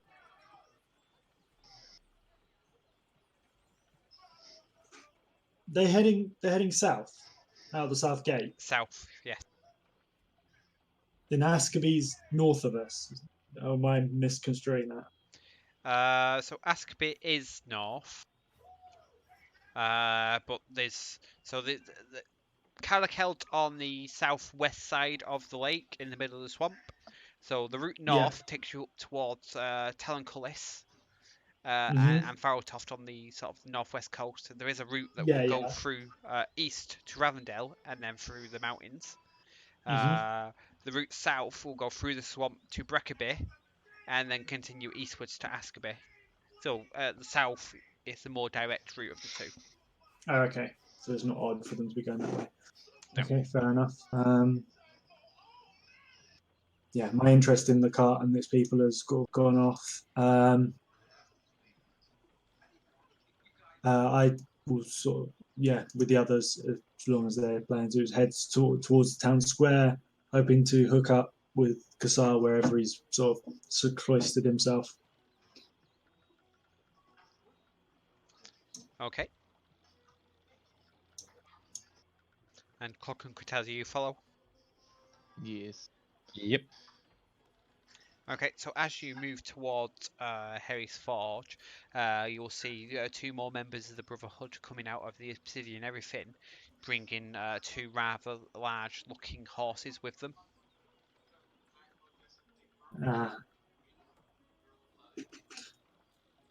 I presume you fellows are taking the horses in the wagon heading to Askerby.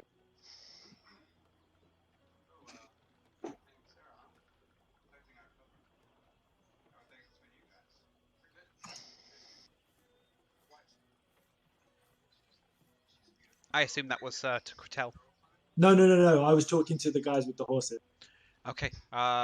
They don't stop or acknowledge you. They seem quite busy. Or hurried. Maybe hurried's a better word. I'm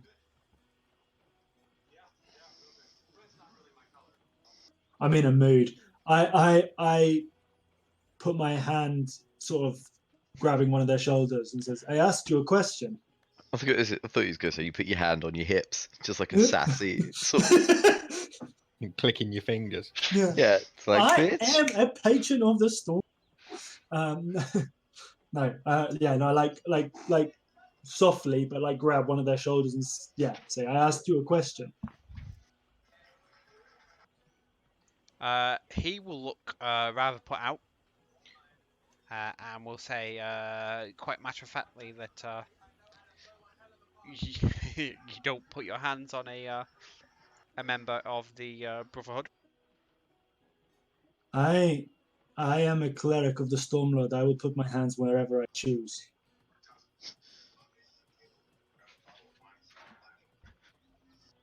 He says, "Well then, cleric, you should know better than to put your hands on a spiritual, especially one as well armed." I would not have had to if you did not rudely ignore the question. And he says, "And now you interrupt me from doing my orders' work."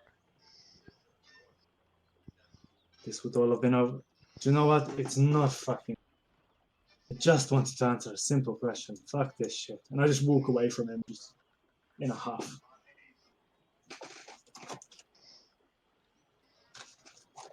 He will give you a dirty look, Quatel, and then he will hurry after his friend.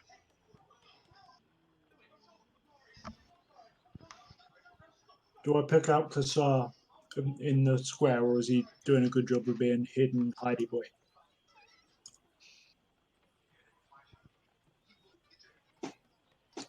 I don't know, Kazar, are you attempting to hide? Yeah, attempting to sort of like blend in against the sort of just among the stalls, because obviously I don't want to be seen while I'm trying to find this guy. Then make Or a go. stealth check.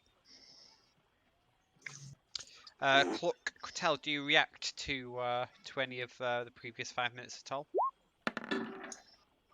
You aren't finding me. You are the knight. No, I was listening in just to make sure I didn't need to like slap the cleric, but yeah.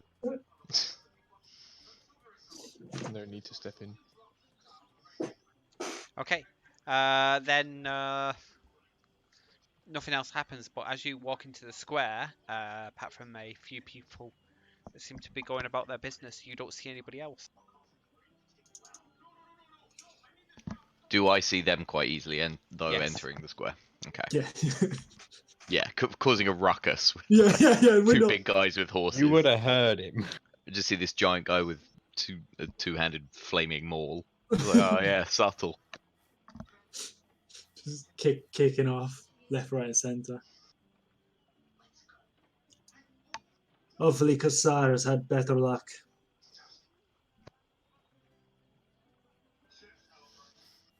Yeah, if I don't see Kassar, I'll just continue sort of walking through the square, sort of looking out for him.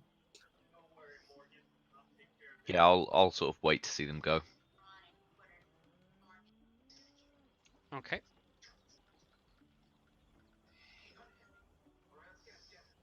And I'm going to take a slightly different route, so as they head that way, I'm going to head round this way and up here.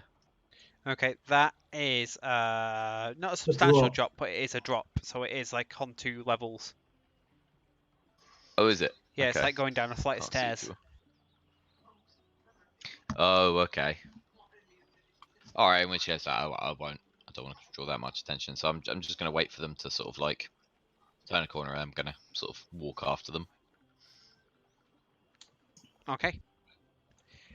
So Cluck, Cretel, and Ulfa, you're now in the center of town where the old statue is.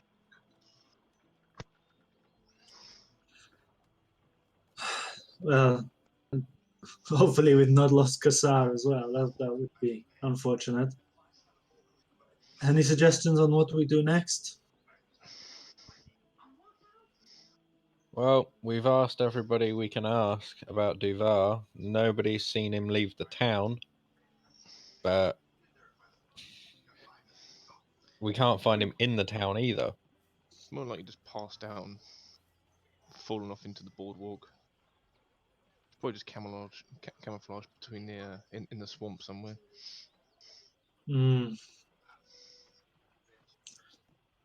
I'm loath to leave town without him, but I don't really know what is for us to do.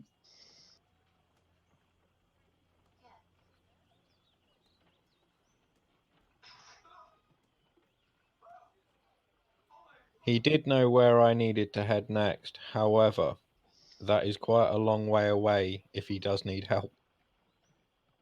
That is true. Remind me again, where was it you needed to head? I have a mission in Budir. Okay.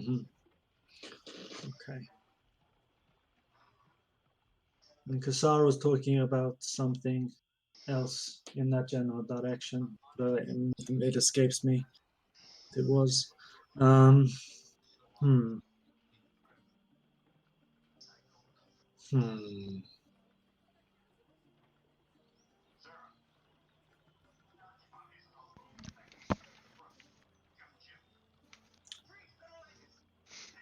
Yeah, I'm just going to, David, for your info, I'm just going to stay where I am and sort of like watch the group go.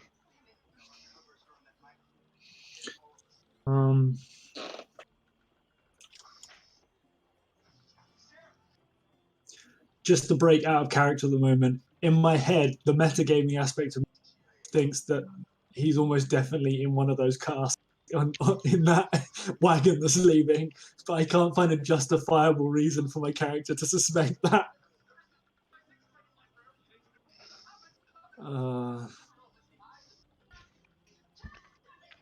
Right.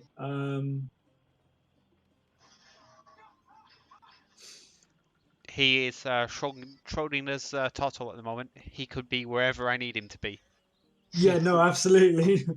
As the If He you is deci- both alive, dead, and in and out of the town all at the same time. That's it. If you decide He's to leave Schrodinger's town with, turtle. if you decide to leave town without him, he will undoubtedly be somewhere in the direction you're heading. If you decide to stay in the town, look for him, he will certainly be in the town.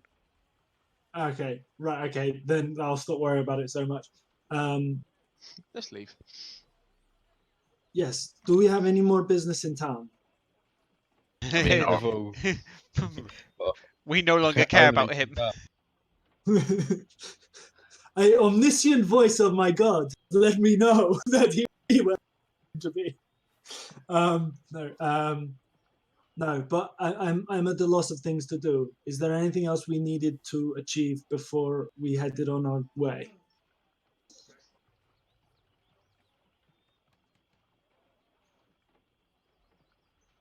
Clark, I see you have got your nice shiny new scimitar. Cattell, you also have a shiny new sword. Yep. Ready to rock and roll. I think. Well, the only thing I think is to head back to the Sunken Knight in the hopes that Kasar will make himself known, hopefully with some good news. And then we will plan from there. Does As that good a sound good? plan as any. Okay. So yeah, we'll head towards the Sunken Knight then. Okay. Kassar, I'd like you to make a perception check.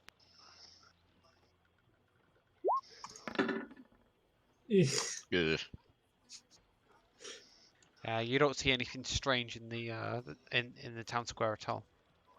Okay. As they're sort of moving off and turn the corner, I'm just sort of going to mingle with the commoners and sort of follow them back at a distance. Mm-hmm.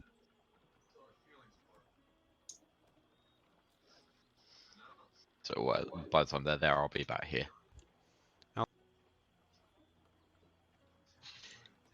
Right, Kratel, Cluck, and Ulfar, you will find yourself back at the Sunken Knight.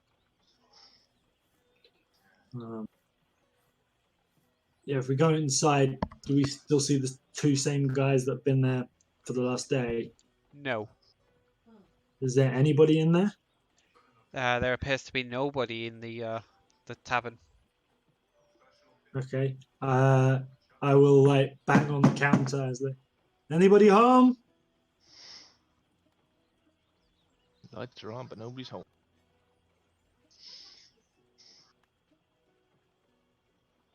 Hello. After about 30 seconds or so, they will both emerge from the kitchen, carrying mugs. I see you are still here. I just suddenly thought. I don't suppose you have seen the proprietor since we last spoke to you. They will say he hasn't returned. Okay. But all has been safe and well here. They will say that the girl was upset for a time, but she's okay now. Why was she upset? She misses her father. Oh, of course. It makes perfect sense. Well, we are hoping to reconnect with our friend who's out and about in town. If you are not opposed to it, we were thinking we'll have a sit down and wait for him here. They will say you're more than welcome.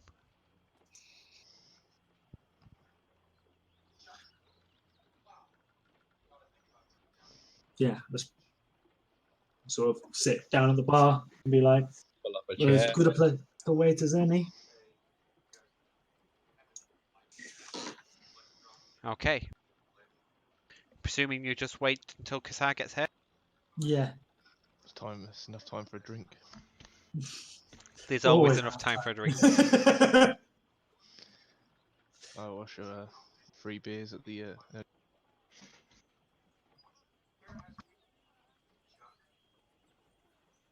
It's alright, what's the old saying, Cluck? 5 and fly? Yeah.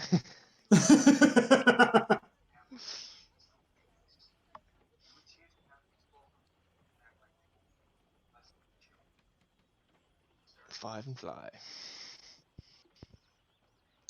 So yeah, if I don't notice anyone sort of watching the sunken knight at all, or sort of trailing after them, I'll sort of take one last look around from about this corner, Mhm. and then sort of slowly trawl my way back and go into the sunken knight as well. Okay. You'll find 3 of your colleagues there. Sir, please tell me you have some better news. Whoever we felt following us is too skilled for me, and that's not a good sign. I've not been able to catch anyone sort of following us or seeing us, so I still get the feeling that someone may be following us. My thought is that we should get out of town. The daughter was an alright fella, but you know, the Empire is coming still. Hmm. I'm gonna look at Clark and Kratel and say we still need to leave. We need to get out of here. Yeah, and maybe we have a better chance of spotting whoever's following us if they follow us out of town where there's less people to mingle. That is true. And they might be connected to Duvar's disappearance, because at the moment that's about the only lead we do have. You never know. We might meet someone else. You know, a nice human. Maybe even a lady. Might even be another elf. No more elves. Cast a sharp glance at Kratel. No more elves. We've learned that lesson, surely. You've No, had bad no more experience with them. Bards are fine. They cause merriment and can really increase your spirits. That elf was a dick. he brought mischief.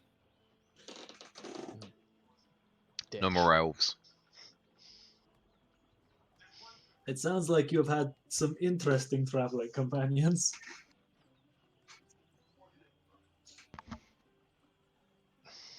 Unfortunately, he's dead.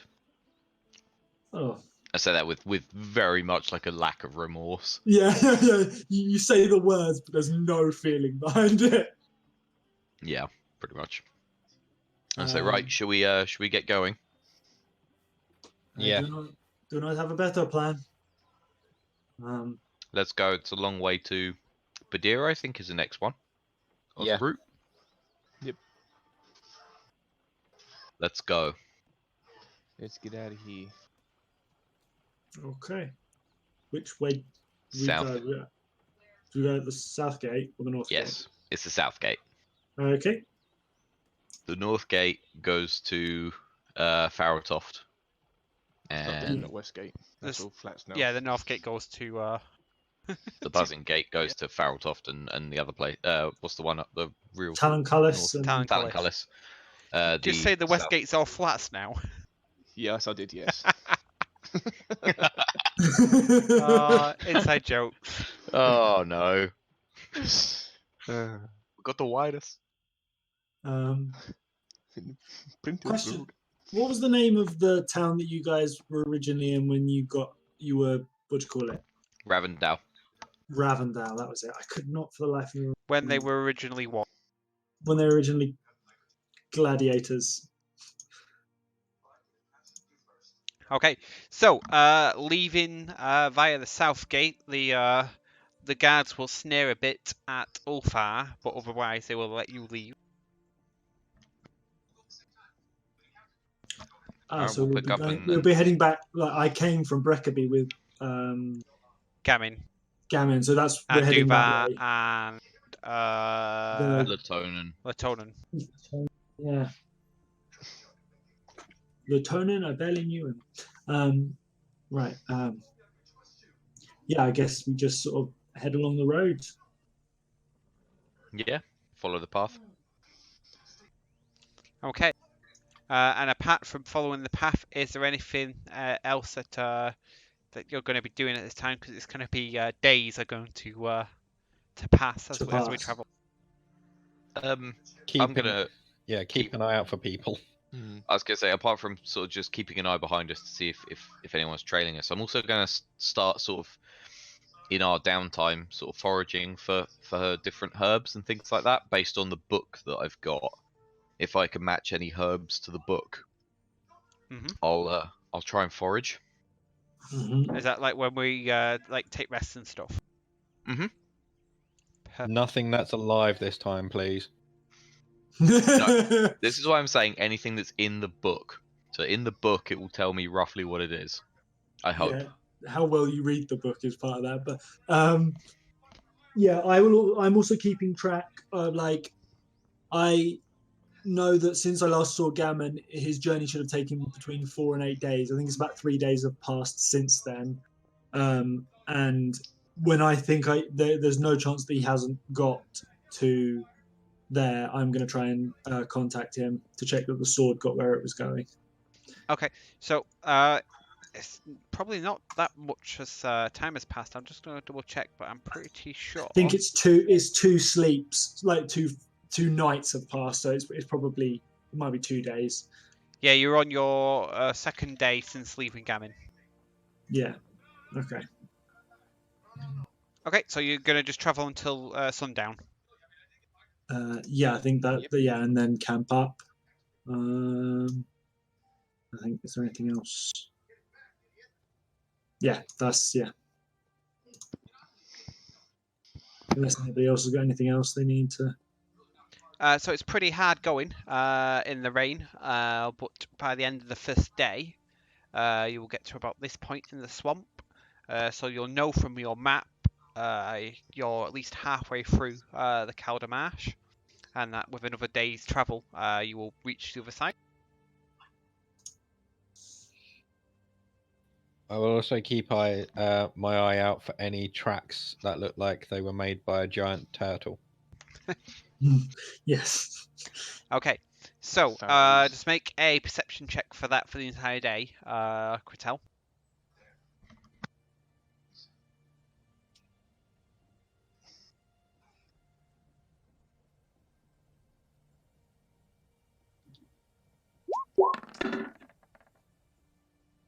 Okay.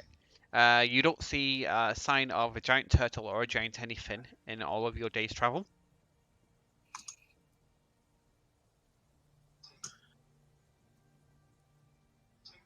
Well, at least there was no giant spiders then. No, that is quite a pleasant surprise given your last 3 trips out. Given like, if it's obvious that Kasari is looking at herbs when we stop, based on my reading of my alchemy book, I will try and suggest what herbs would be useful in making healing potions if I notice.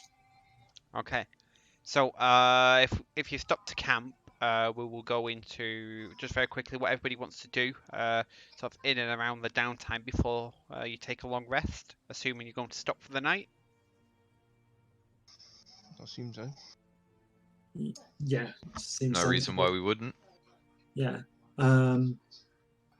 If yeah, as I said, if I notice Kassar rooting around for herbs, I'll try and give him a hand and lead him towards stuff related to healing potions. I am also proficient with the herbalism kit, if that has an impact on helping him with that.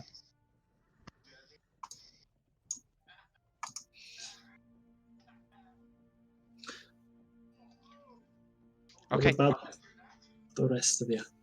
So from you, Kassar, I would like you to make a nature check, and if you take Ulfar with you, you can have advantage.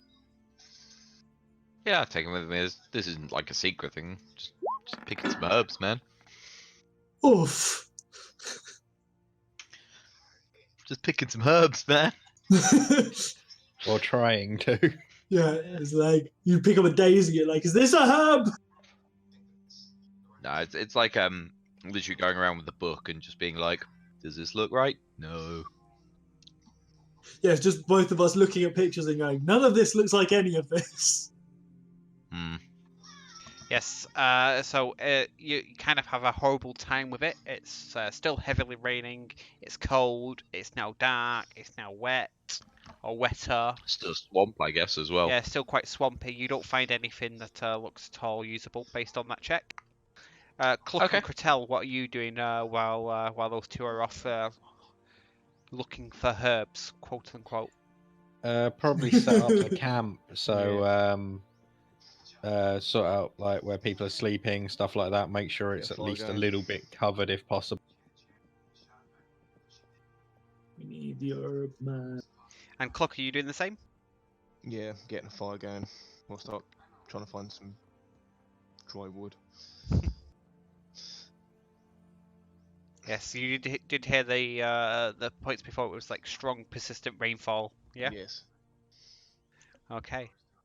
Cluck, I'd like you to make an 8 check, and Kratel, give me a survival.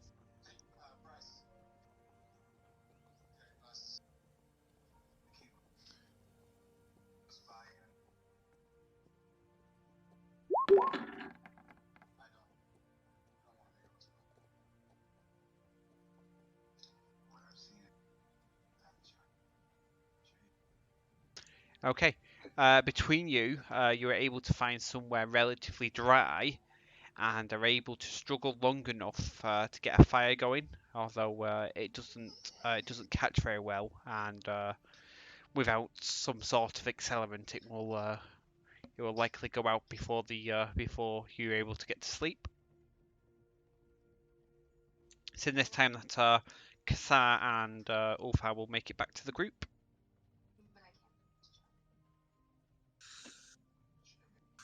Oh well, maybe another day we will be more successful.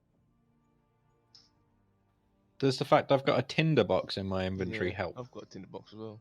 The reason that Cluck's got a tinderbox is the only reason he's been able to get a fire started in this weather. I say, would I be able to like cut off like a foot of hemp rope and use that as an accelerant? Does that work as some sort of accelerant? Yeah, you could certainly cut off some of your rope and I'll cut set off a fire foot to of that. rope. Okay. God. I mean, the only thing I've got that might help is I can use green flame blade and like hit it with a flaming sword, but that's about it. Yes, it's about again this time that you probably think about preparing before setting off into the wilderness again. Yeah. Yeah, Yeah. I'll throw some rope on the fire, get it going. Oh, actually, I've got a flask of alchemy's fire. Yeah. Yeah, that might help.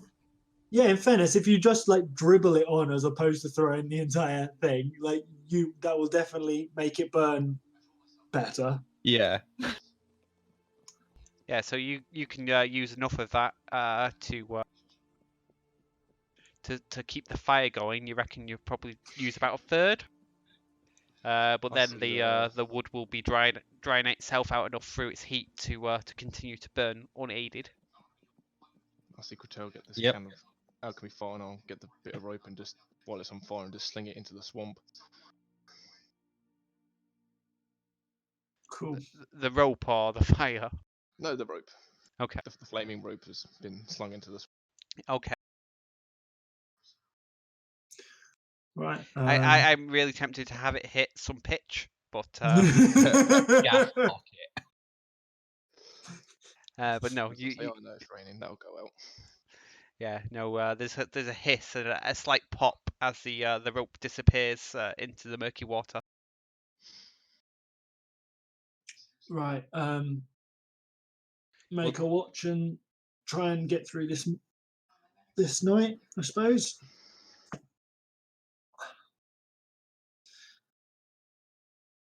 Yeah. So last things to do then is pick a watch and consume rations if you wish to do so. I'll eat some mouldy cheese. Yeah, I'll consider the rations, and I'll go first on watch. Okay. I'll go second. I don't mind. I'll third then.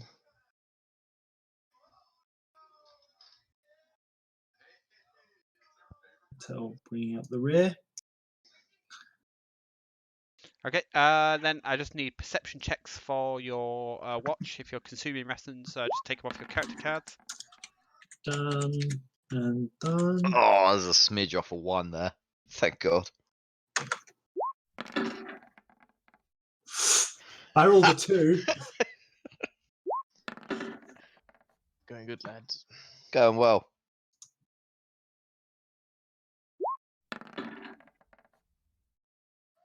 Nice and perceptive. You'll all be glad to hear, though, that you're able to sleep through the night unmolested, and you're awakened to the next morning to a much more gentler weather. It is now only drizzling. It's still good. still quite cold with a gentle breeze coming from the northeasterly direction. So it's sort of like blowing the sea salt towards you. Although you suspect you're some distance from the sea yet. Once we've packed up, I'll just say, should we get going? Absolutely. Still got quite a way to Yep. go.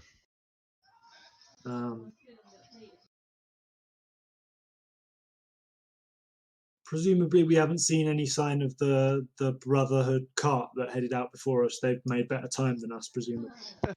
No, you've not caught it. Cool.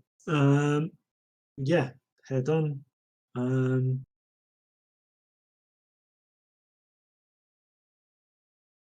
Yeah, probably still looking for signs of turtles if they should spring up. Okay. And is your intention to travel along the road until you get to the next pocket of civilization? Yep. I think so, yeah. Don't Okay. venture off the beaten path.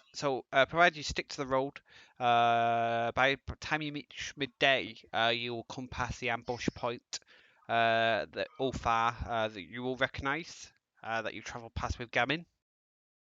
Hmm. Now there are a few carrion birds picking at the bodies of the hobgoblins that you laid low. So it doesn't appear that anybody's been back to disturb them. Oh, me and Duvar killed these guys with gammon when we came here. They were big pussies. Yeah, Gamin's a bit of a beast. Machine. Well, apart from that one time. A little bit squishy. And presuming that you stay on the path, then just before sundown you will reach Breckerby. So it's much quicker when you travel by map. It is. Nice reference. And I just need to.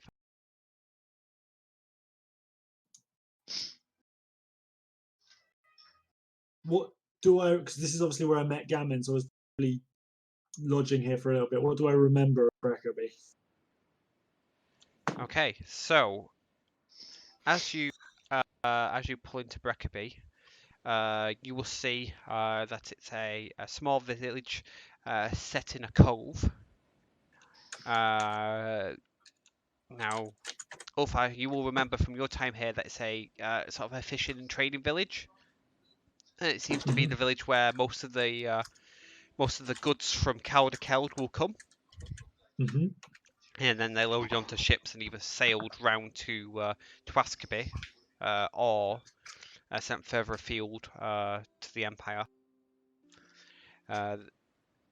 There's cliffs on either side that provide shelter for the cove, and there's a large lighthouse set into the rocks on the southeast. Okay. Let's zoom out. This might.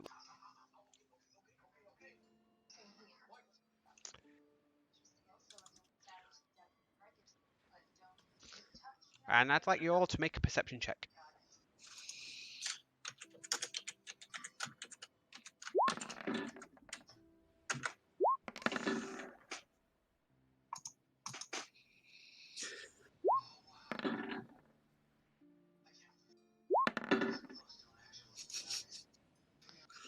Okay, so Kasar and Ulfar, you will notice between you that first of all there's a wagon that looks like the Brotherhood's wagon down by the docks. There's like a row of sort of half-covered buildings around here. Okay. You will also notice that there's no ships currently docked, and what small boats are there have been pulled up onto the beach, either side of the docks. And then, given that it's getting late and the lighthouse is currently operating, with your role, Ulfar, you will notice that the lighthouse will dim almost imperceivably, but you are able to pick it up, and it sort of like will dim and flicker, and then return it to its strong glow. Okay. Well, like the fire is dying inside it, or Yeah, either the fire's dying or there's an interruption to it or something. strong wind, or something. Yeah, it's like something is causing it to The light to flicker. to drop. Oh, that's a big hotel. I will I will point out to the others that I noticed as much.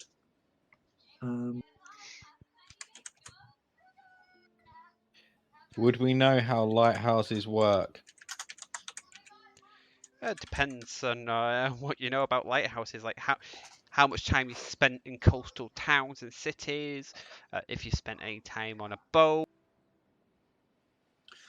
Well, at the very least, it would be obvious in this sort of level of technology that it's a tower with a big fire in it, like, because that I imagine is the only way. I was going to say that's probably my perception of it. Is it's literally a bonfire Yeah. in a tower. The flames are lit. Gondor calls for it. Right. That's yeah. a fallacy so from the film, and it will not be repeated here. It wasn't the beacons that summoned Rohan; it was the Red Arrow. Apologies. Oh dear. Well, at least there's forests around. I feel right at home already. Yeah, so I this is will- a lot more wooded. So sort of to describe as you came from. So you passed through the swamp, across some plains, through the sort of outskirts of a forest, and the path was like wooded in, and that's where you went past the ambush point. Then it opened up to some plains again, and then as you got close to Breckerby, it became a bit wooded because of the shelter that the cliffs provide. Hmm. But this area is very heavily snowed in. Okay. I'll suggest we head into town and maybe try to find somewhere to lodge for the night if it's getting into the evening. yeah, I will guide them to an inn if I'm aware of such an establishment. Yes, so you will know that in the centre of town, this building is the inn. And presuming you've spent any time there, you'll know it to be the Leaning Anvil. And it's run by a rather friendly female dwarf named Gaga. Ooh-rah-rah. All right. In which case, I'll sort of head up the road. Yeah. Make our way in. Make our time. I'll say to the guys we can sort of stay the night here before we head on to Badir.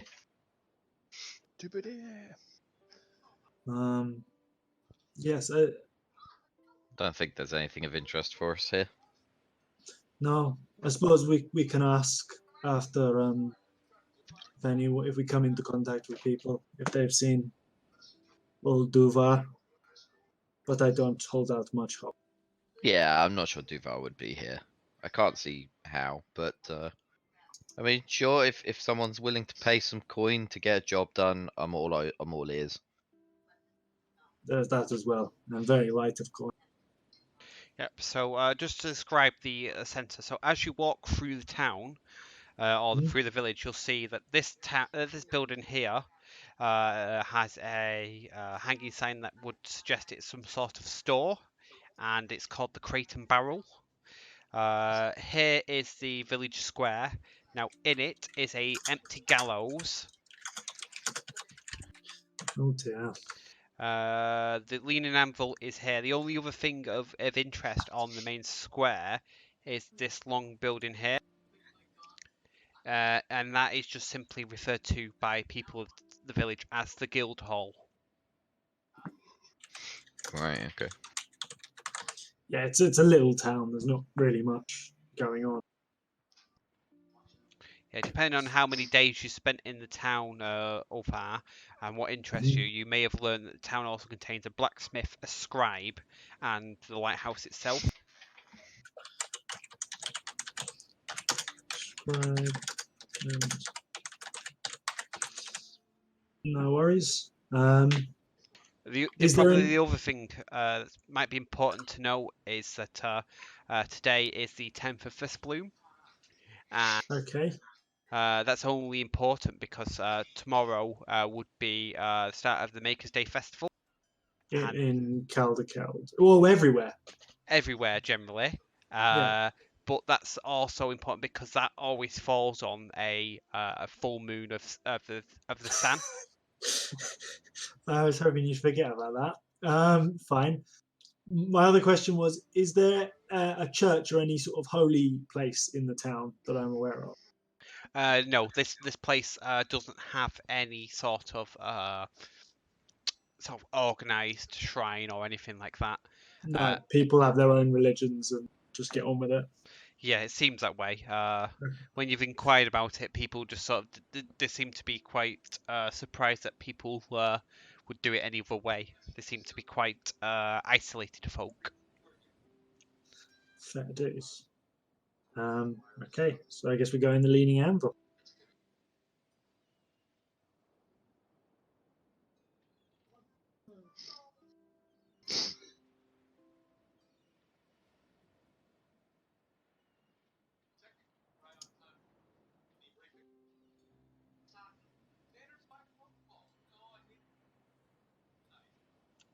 Okay, presuming you all head in together. Yep.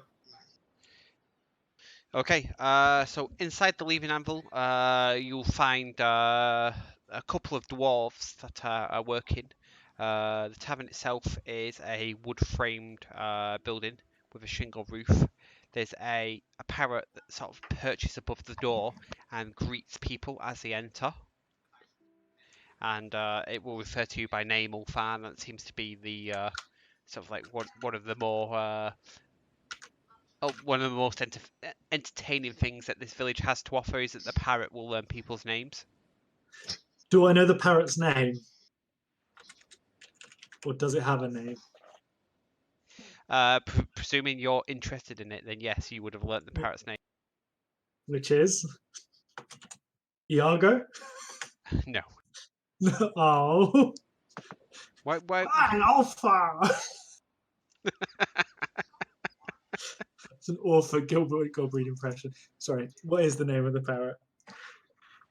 Piper. Piper. Piper the parrot.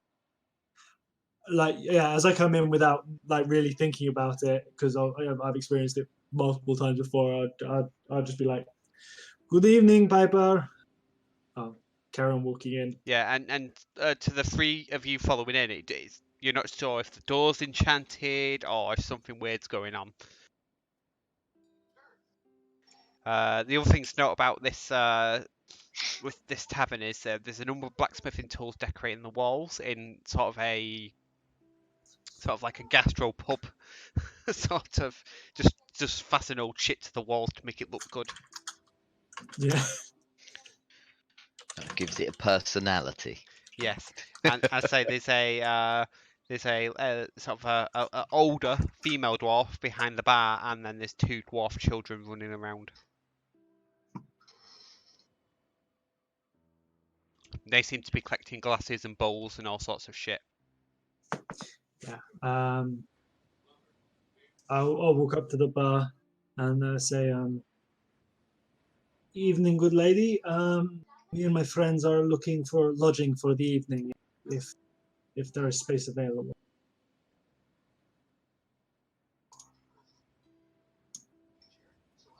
Gaga will welcome you back and say to you that the inn's quite full, especially with the recent arrivals, but she can find room to fit you in.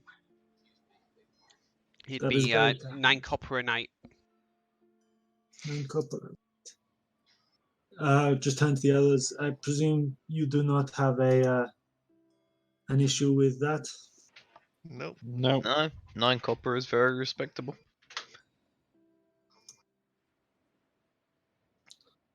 And I'll put 9 copper down. Dish out 9 copper.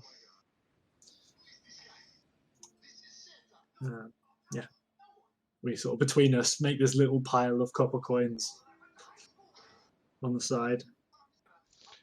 So Gaga will sort of look at you and say, "You're not going to introduce your friends." Apologies, my lady. We have been walking for 2 days straight, and my manners have left me. These are my friends. This is Cluck, Kassar, and Kotel. We do have another friend, a friend called Duvar, who we have lost. Is a tall green man with a shell on his back. I don't suppose he has passed through here. Because I think I remember him from when Of you course left you here. would. He was here. He accompanied me when we left. She will tell you those- she's not seen him since. No worries. Thank you thank you for indulging me in the question. But yes, these are my compatriots. We're parsing through, looking for adventuring work.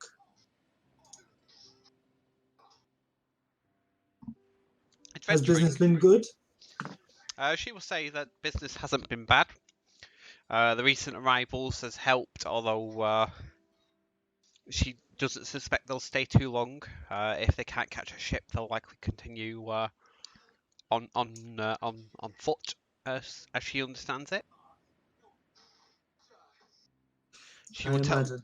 she will tell you that that Laura has still been asking and seeking people to help her with her experiments, and that she doesn't suppose you've changed your mind at all. Um, Are we hearing this? Like, if we're stood beside Ulfar? Because I yeah, just I should imagine so. Yeah, we're not being. what experiments are these?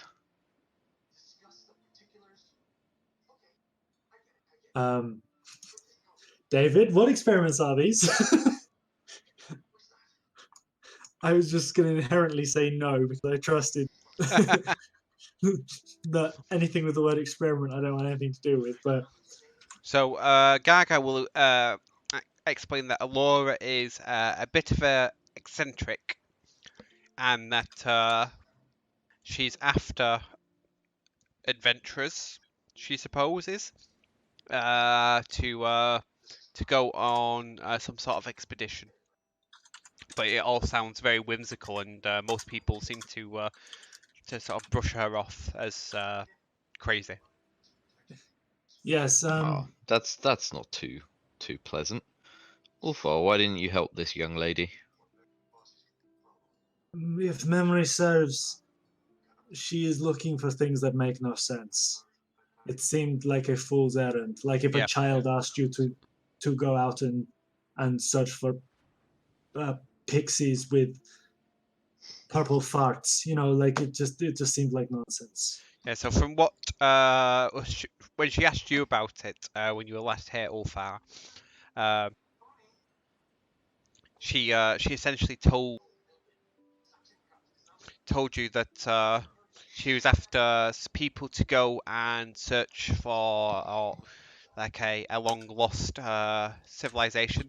She keeps calling them the Tinkers, but it sounds like nothing that you've ever heard of before. And she insists that this whole area was part of a Tinker civilization.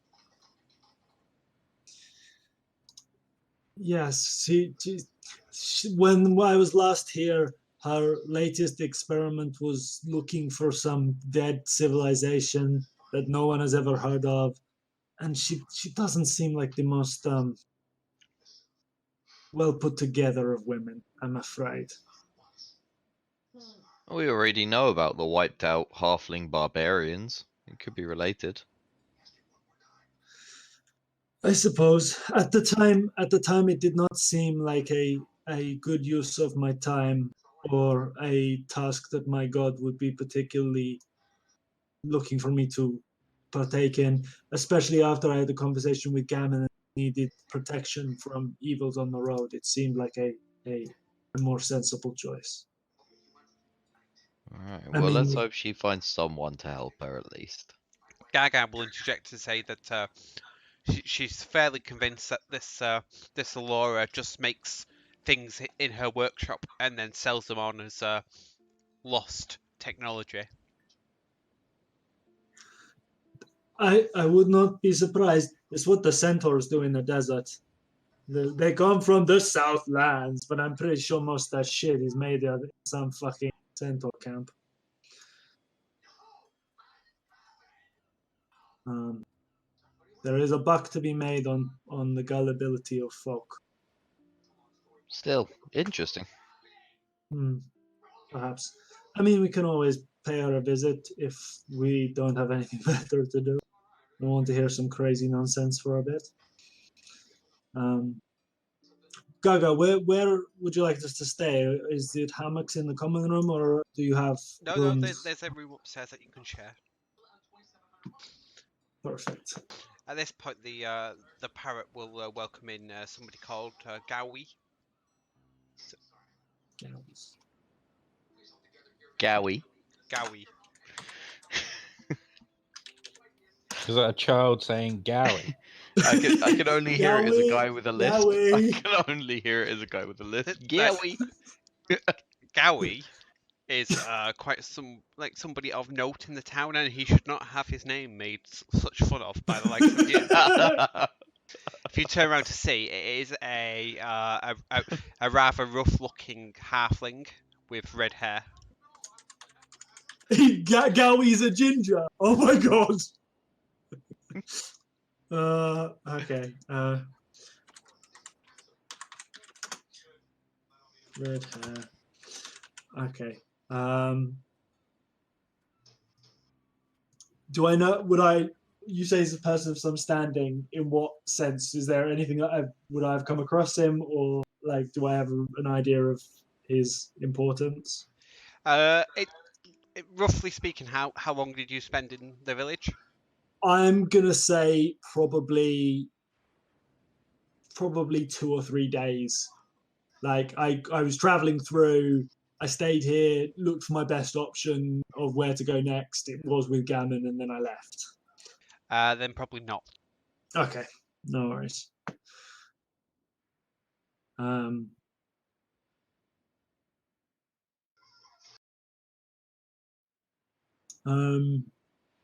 so, shall we retire to our rooms? Do we want to get drinks? What do we want to do, fellas?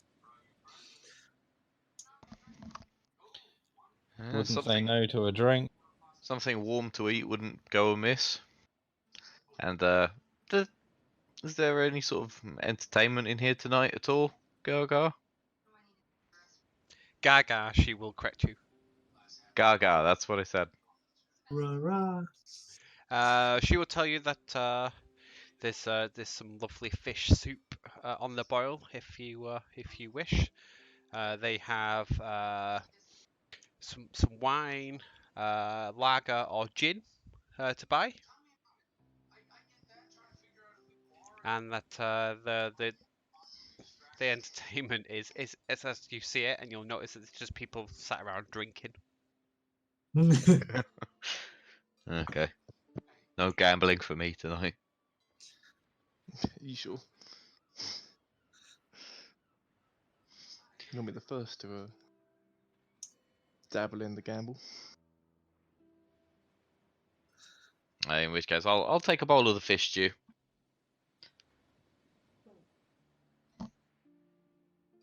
And to drink?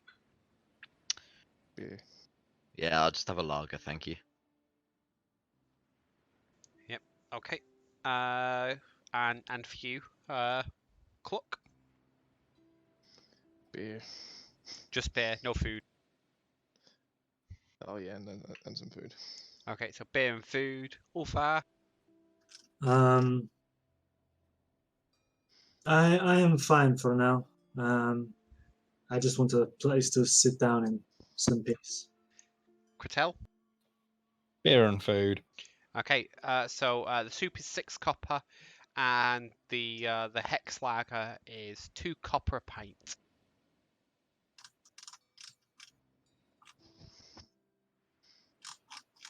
It is refreshing with a pleasant finish. How much was the fish stew? 6 copper. So another 8. It's rupees 8 total for the Mhm. lot. Done.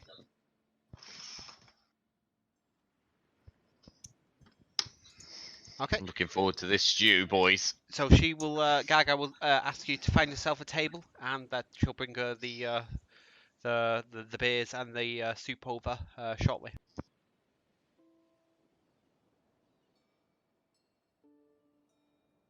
Alright, go find a table. Yeah, is there an open table with with no one else on that we can sit together on? No, there's sort of there's nowhere that has enough enough chairs to sit without joining somebody. Okay. Even then, there's only 3. Like the biggest table The only has choice. 3 Yeah. open spaces on it. Okay.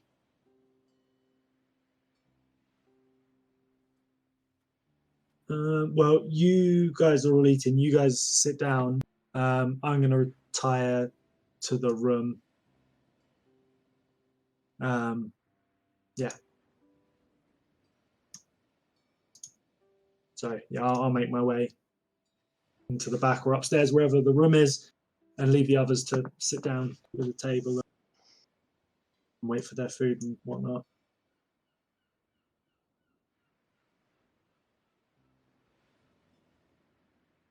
Okay, so provided you're assuming you sit down, the food and the beers will be brought over to you, and you're seated on a table with two dwarves that look somewhat haggard.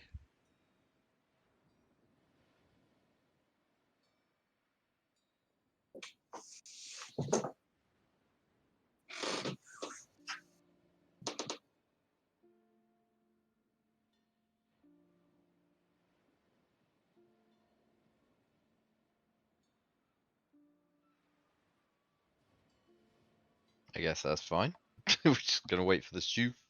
Yeah, so sorry, your beers and your soup is brought over to you on your table. Cool. I'm gonna tuck in. And Same. so assuming you asked to sit down on this table, you were sort of like given leave to join the 2 dwarfs.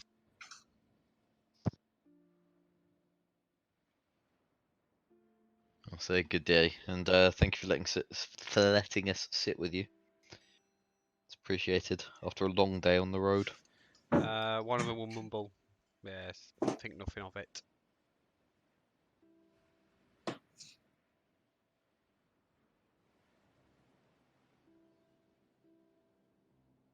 With that, I'll tuck into my stew. Eat that stew.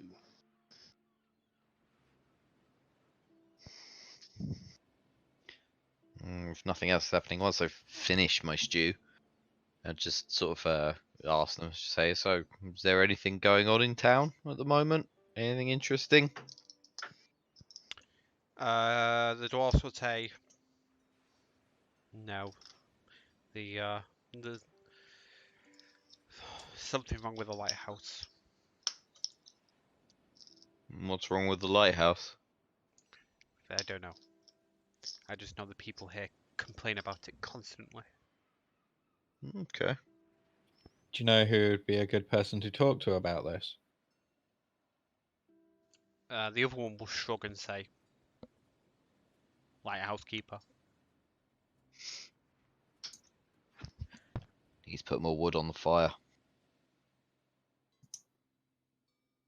The sort of the one that seems, or the dwarf that seems to be sort of the sort of the leader of the two, will turn back to the other and say, we at least need to go back and recover their things.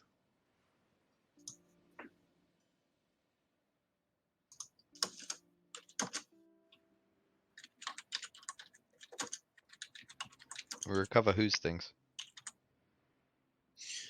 He will sort of look over at you and then ignore you. And then they both will sup their beers.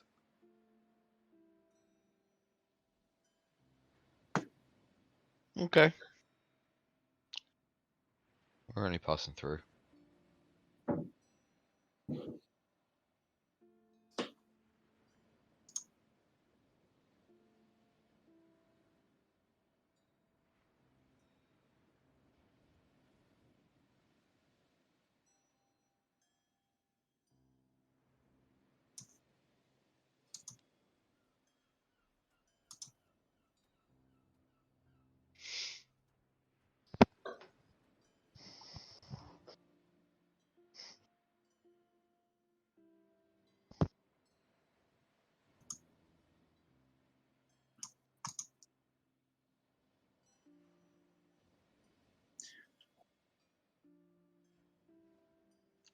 The two dwarfs just continue to drink in silence.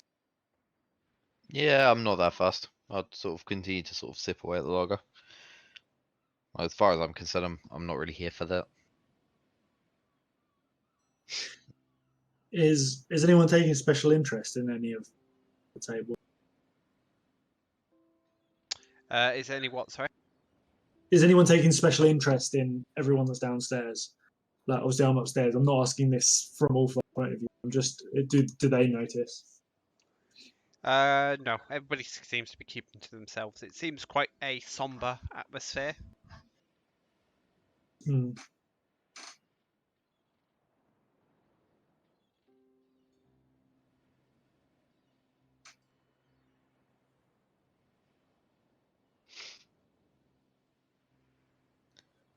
All right. Once I finish my pint, if it's dead, I'm just sort of gonna get up and say, right, well, I'm gonna go to the room. This isn't a particularly fun place. It's making me tired just sitting here. And I'll leave the group and go upstairs. Or go to the room, wherever the room is. I assume it's upstairs. It is, yes.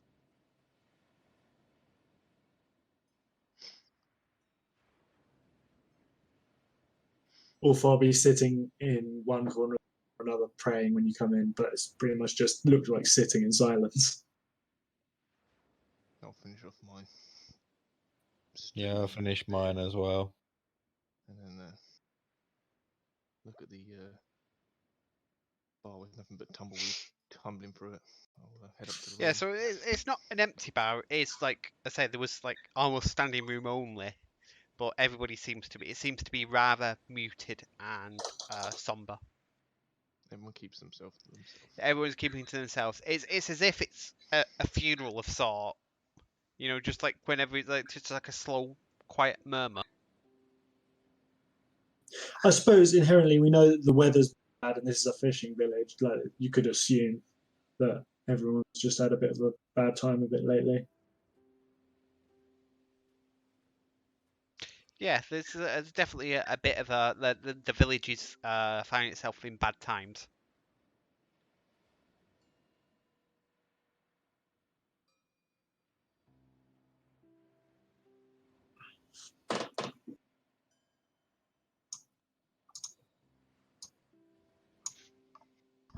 So is everyone just heading to bed? Is that we're getting Yep. here? Yeah, head up to the room. Yeah. Okay, so yeah, you'll find Ulfar and Kassar now in the room.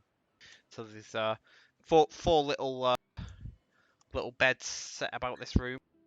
I see four. Sorry, 6 beds set around this room. And it's not before long that the two dwarfs from downstairs also find themselves sharing this room with you, and none of you look particularly happy about this arrangement.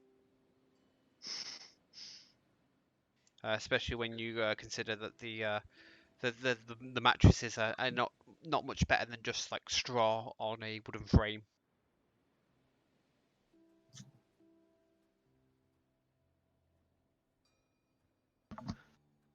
I'm used to sleeping in the wild. It's not so bad. The worst part is having to listen to the snoring of Cluck. Yes, it does snore. Bird equivalent of snoring. Birds actually do snore. Yeah. Squawk.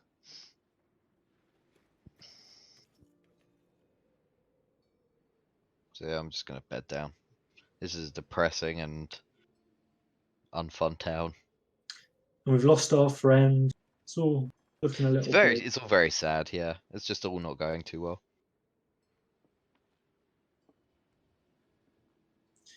Yeah, so as the dwarves start to sort of take off their travel gear to sleep, you'll notice quite clear that one of them is actually a woman. Jesus Christ.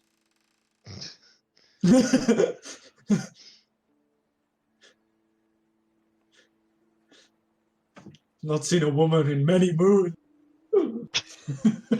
I'm just gonna turn over. Yep, just gonna go to sleep. Okay. Like you say, I was imagining. Have you guys seen that? I think it's people playing Rainbow Six Siege, and they suddenly hear a girl on chat, and they're just like,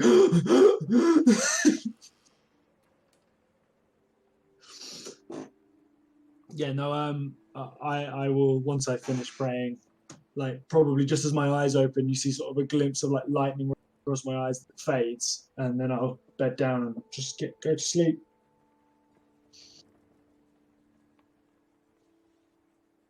Okay. So the dwarves will murmur some prayers, and then they will quickly retire and go to bed.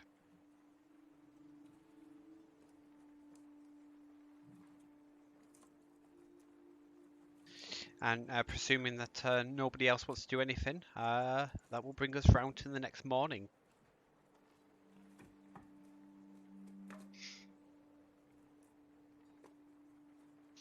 Okay. Rise and shine, everybody! Rise and shine! It's a morning. Don't fucking say it. So, at this point, in fact, I would like you all to make perception checks. All except Kassan. Interesting. Oh, thank Jesus. I think I know what's about to happen.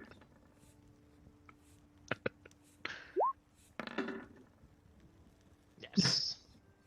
This has been a very perception check heavy session. Whoa, And we've the all done nines. really bad at it. Yeah. Ulfar's gonna get greeted in the morning. Okay, so as you awaken, Ulfar, you are the first to notice that not only is the window ajar, but Kassar is not in his bed. Oh god. I am too old for this shit.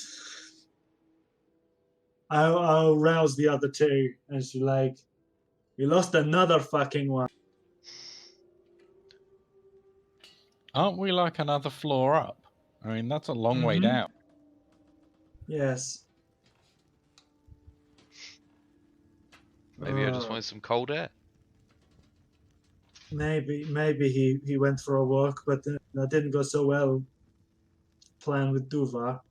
I will poke my head out of the window and see if I can see any sort of evidence of anything, tracks or marks in the snow, or any evidence of if anyone's come by that way.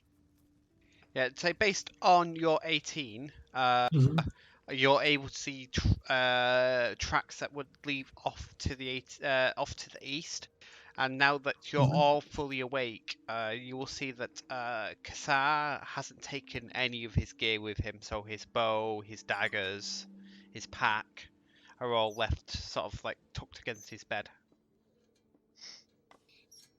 Okay. The tracks that I see, does it look like some tracks and someone being dragged, or just tracks of someone literally has got out the window and gone? It's hard to tell from this height. There is snow on the ground, but from this height you can't tell. You can just see that there are sort of like deep footholes in the Impressions, snow. yeah. Okay. So it could be someone carrying someone, I suppose, as well. It's just obviously not like a single long track of someone being obviously dragged. No, it is not. Okay.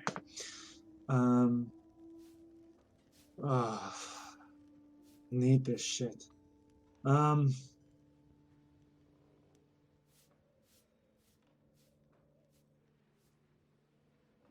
the other people in the room waking up as I sort of clatter around looking at all of this? Yeah, I'd say as you're sort of looking out the window, that's enough to rouse the dwarfs from their heavy sleep. Apologies, my friends. One of my compatriots has gone missing during the night. I don't suppose any saw him leave. The male will shake his head, but the female will say that she heard sniffing during the night, but just assumed that was one of you. Sniffing? And she'll sort of try her best to imitate it, and she'll go...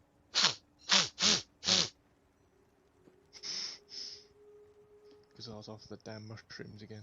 Oh, fuck. I can't believe it took me this long to work out what happened. Oh, I knew at the start. Yeah. The minute he went I missing. wasn't thinking. I was just like, we just lost another fucking one. I was like, oh, right. That time of the month. Okay. Guys, look after Kassar stuff. I'm going to go and look at tracks out the window and see if I can make head nor tails of them. And I will need to go down and outside and try and have a look at these tracks.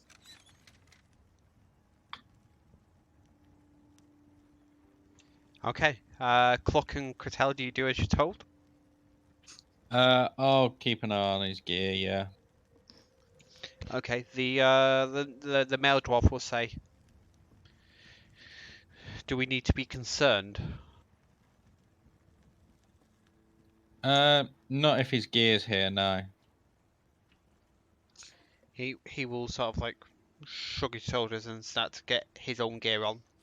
So that's probably time we made a start anyway. The female dwarf will say to him again that we need to do something about Agaro. And I can't remember his other name, but I think it's Fambrel. So what happens when you don't keep complete note?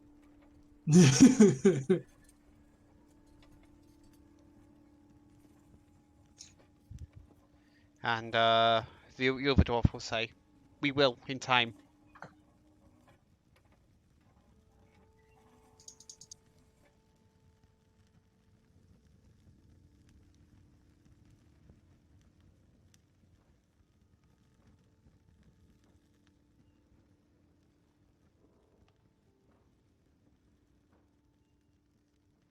So what do the tracks look like? David, hit me. Make a survival check. Okay. Per survival. Per survival.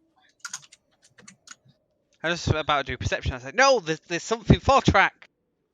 Do I have do I have advantage on the basis that I have encountered a werewolf once before? So I might recognize the tracks. Sure. Yay. Okay.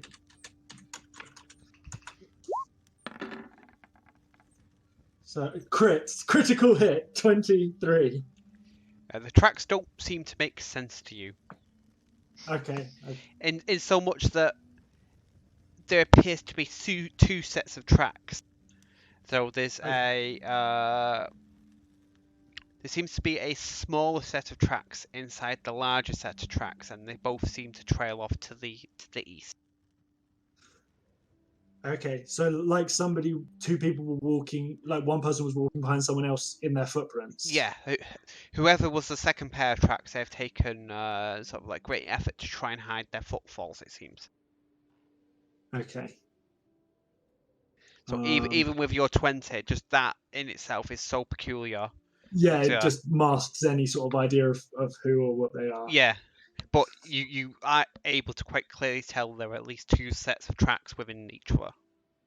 Okay, I'll make my way upstairs to the other guys and I go, I cannot make head nor tails of the tracks, but there are two sets of tracks heading off away from the inn. I'm hoping if we move quick and follow them, we might perchance be able to find out what has happened to our friend before they have a chance to be lost. Also, it means he was probably followed, and we did know someone was trying to follow. Absolutely. Could it be our mysterious follower from Keld? Right. So we split at up. At this point, the dwarfs will sort of wish you the best of luck and then look to leave. It's sort of like good luck with that. Bye. Yeah. Good luck. Fuck this shit, you I'm out. guys. Bye. Should we split up his gear between us to carry it? Hopefully, I imagine he will be fine. Yeah, I'm fairly certain it doesn't weigh that much. That's a good point, Dave. Between the three of us, can we carry whatever Kazar was carrying? Yeah, Stuff 151 pounds. Oh I yeah, could that's carry that myself. yeah. 150 pounds is what, 70 kilo? It's not. It's Not about comfortable. It's about $230. Okay, look, you're the one who uses D&D Beyond, which does it in pounds. Don't sass me. That's because it's It's, written for idiots who use the imperial system. It's 68.5 kilos, Yeah, that is. Yes. which I definitely didn't have to Google. I'm pretty impressed. I guess 70. Pretty solid guesswork. Right. Okay. So yeah, let's head off following these tracks. Okay.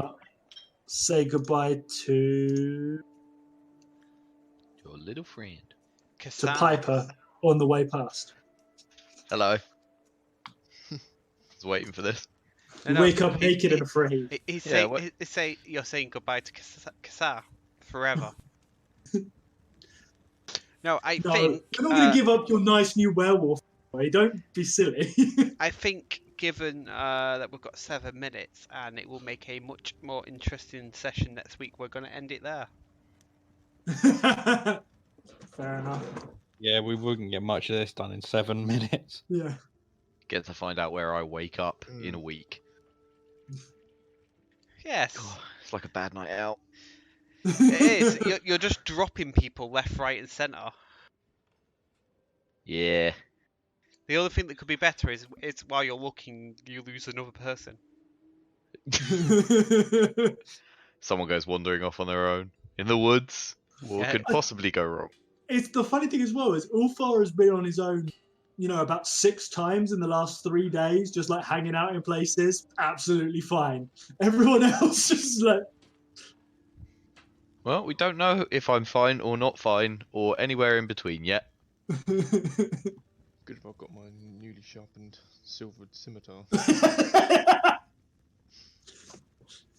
plunge deep into your torso. Yes, that's going to be interesting. I have a silvered axe. I'm all good. Mm. We can use Ulfar's bait. It's alright. It's morning. I wouldn't be a wolf anymore. Even if I transformed into a werewolf. That's what you think. That's assuming I'm not going to pick up during the night. That could be fun, actually. Right. Okay. Okay. Well. Hopefully, Peter, you will be available for next week. If not, there's no other option for it. You're going to have to play on your phone. But We will find too far being feasted on by Kazar. yes, Kassar might find you if you don't make it, and that would not be pleasant in your current state. Let's put it that way. I don't have anything else I wish to go over. I do keep saying this, but at some point during this month I will do a session on setting up Roll20, D&D Beyond and other stuff for those that want to learn how to do a DM with those sort of tools.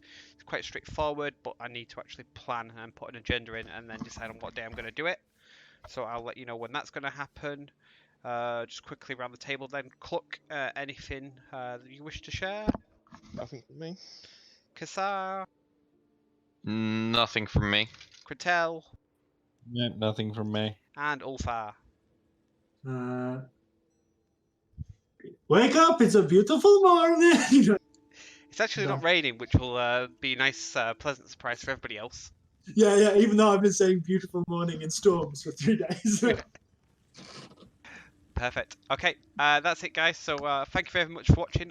Thank you for the new subscription to Arturo Dent. I do apologise. I will butcher everybody's name as my will. But yeah, see us next Monday then for the next episode. Cheers, everyone. All right.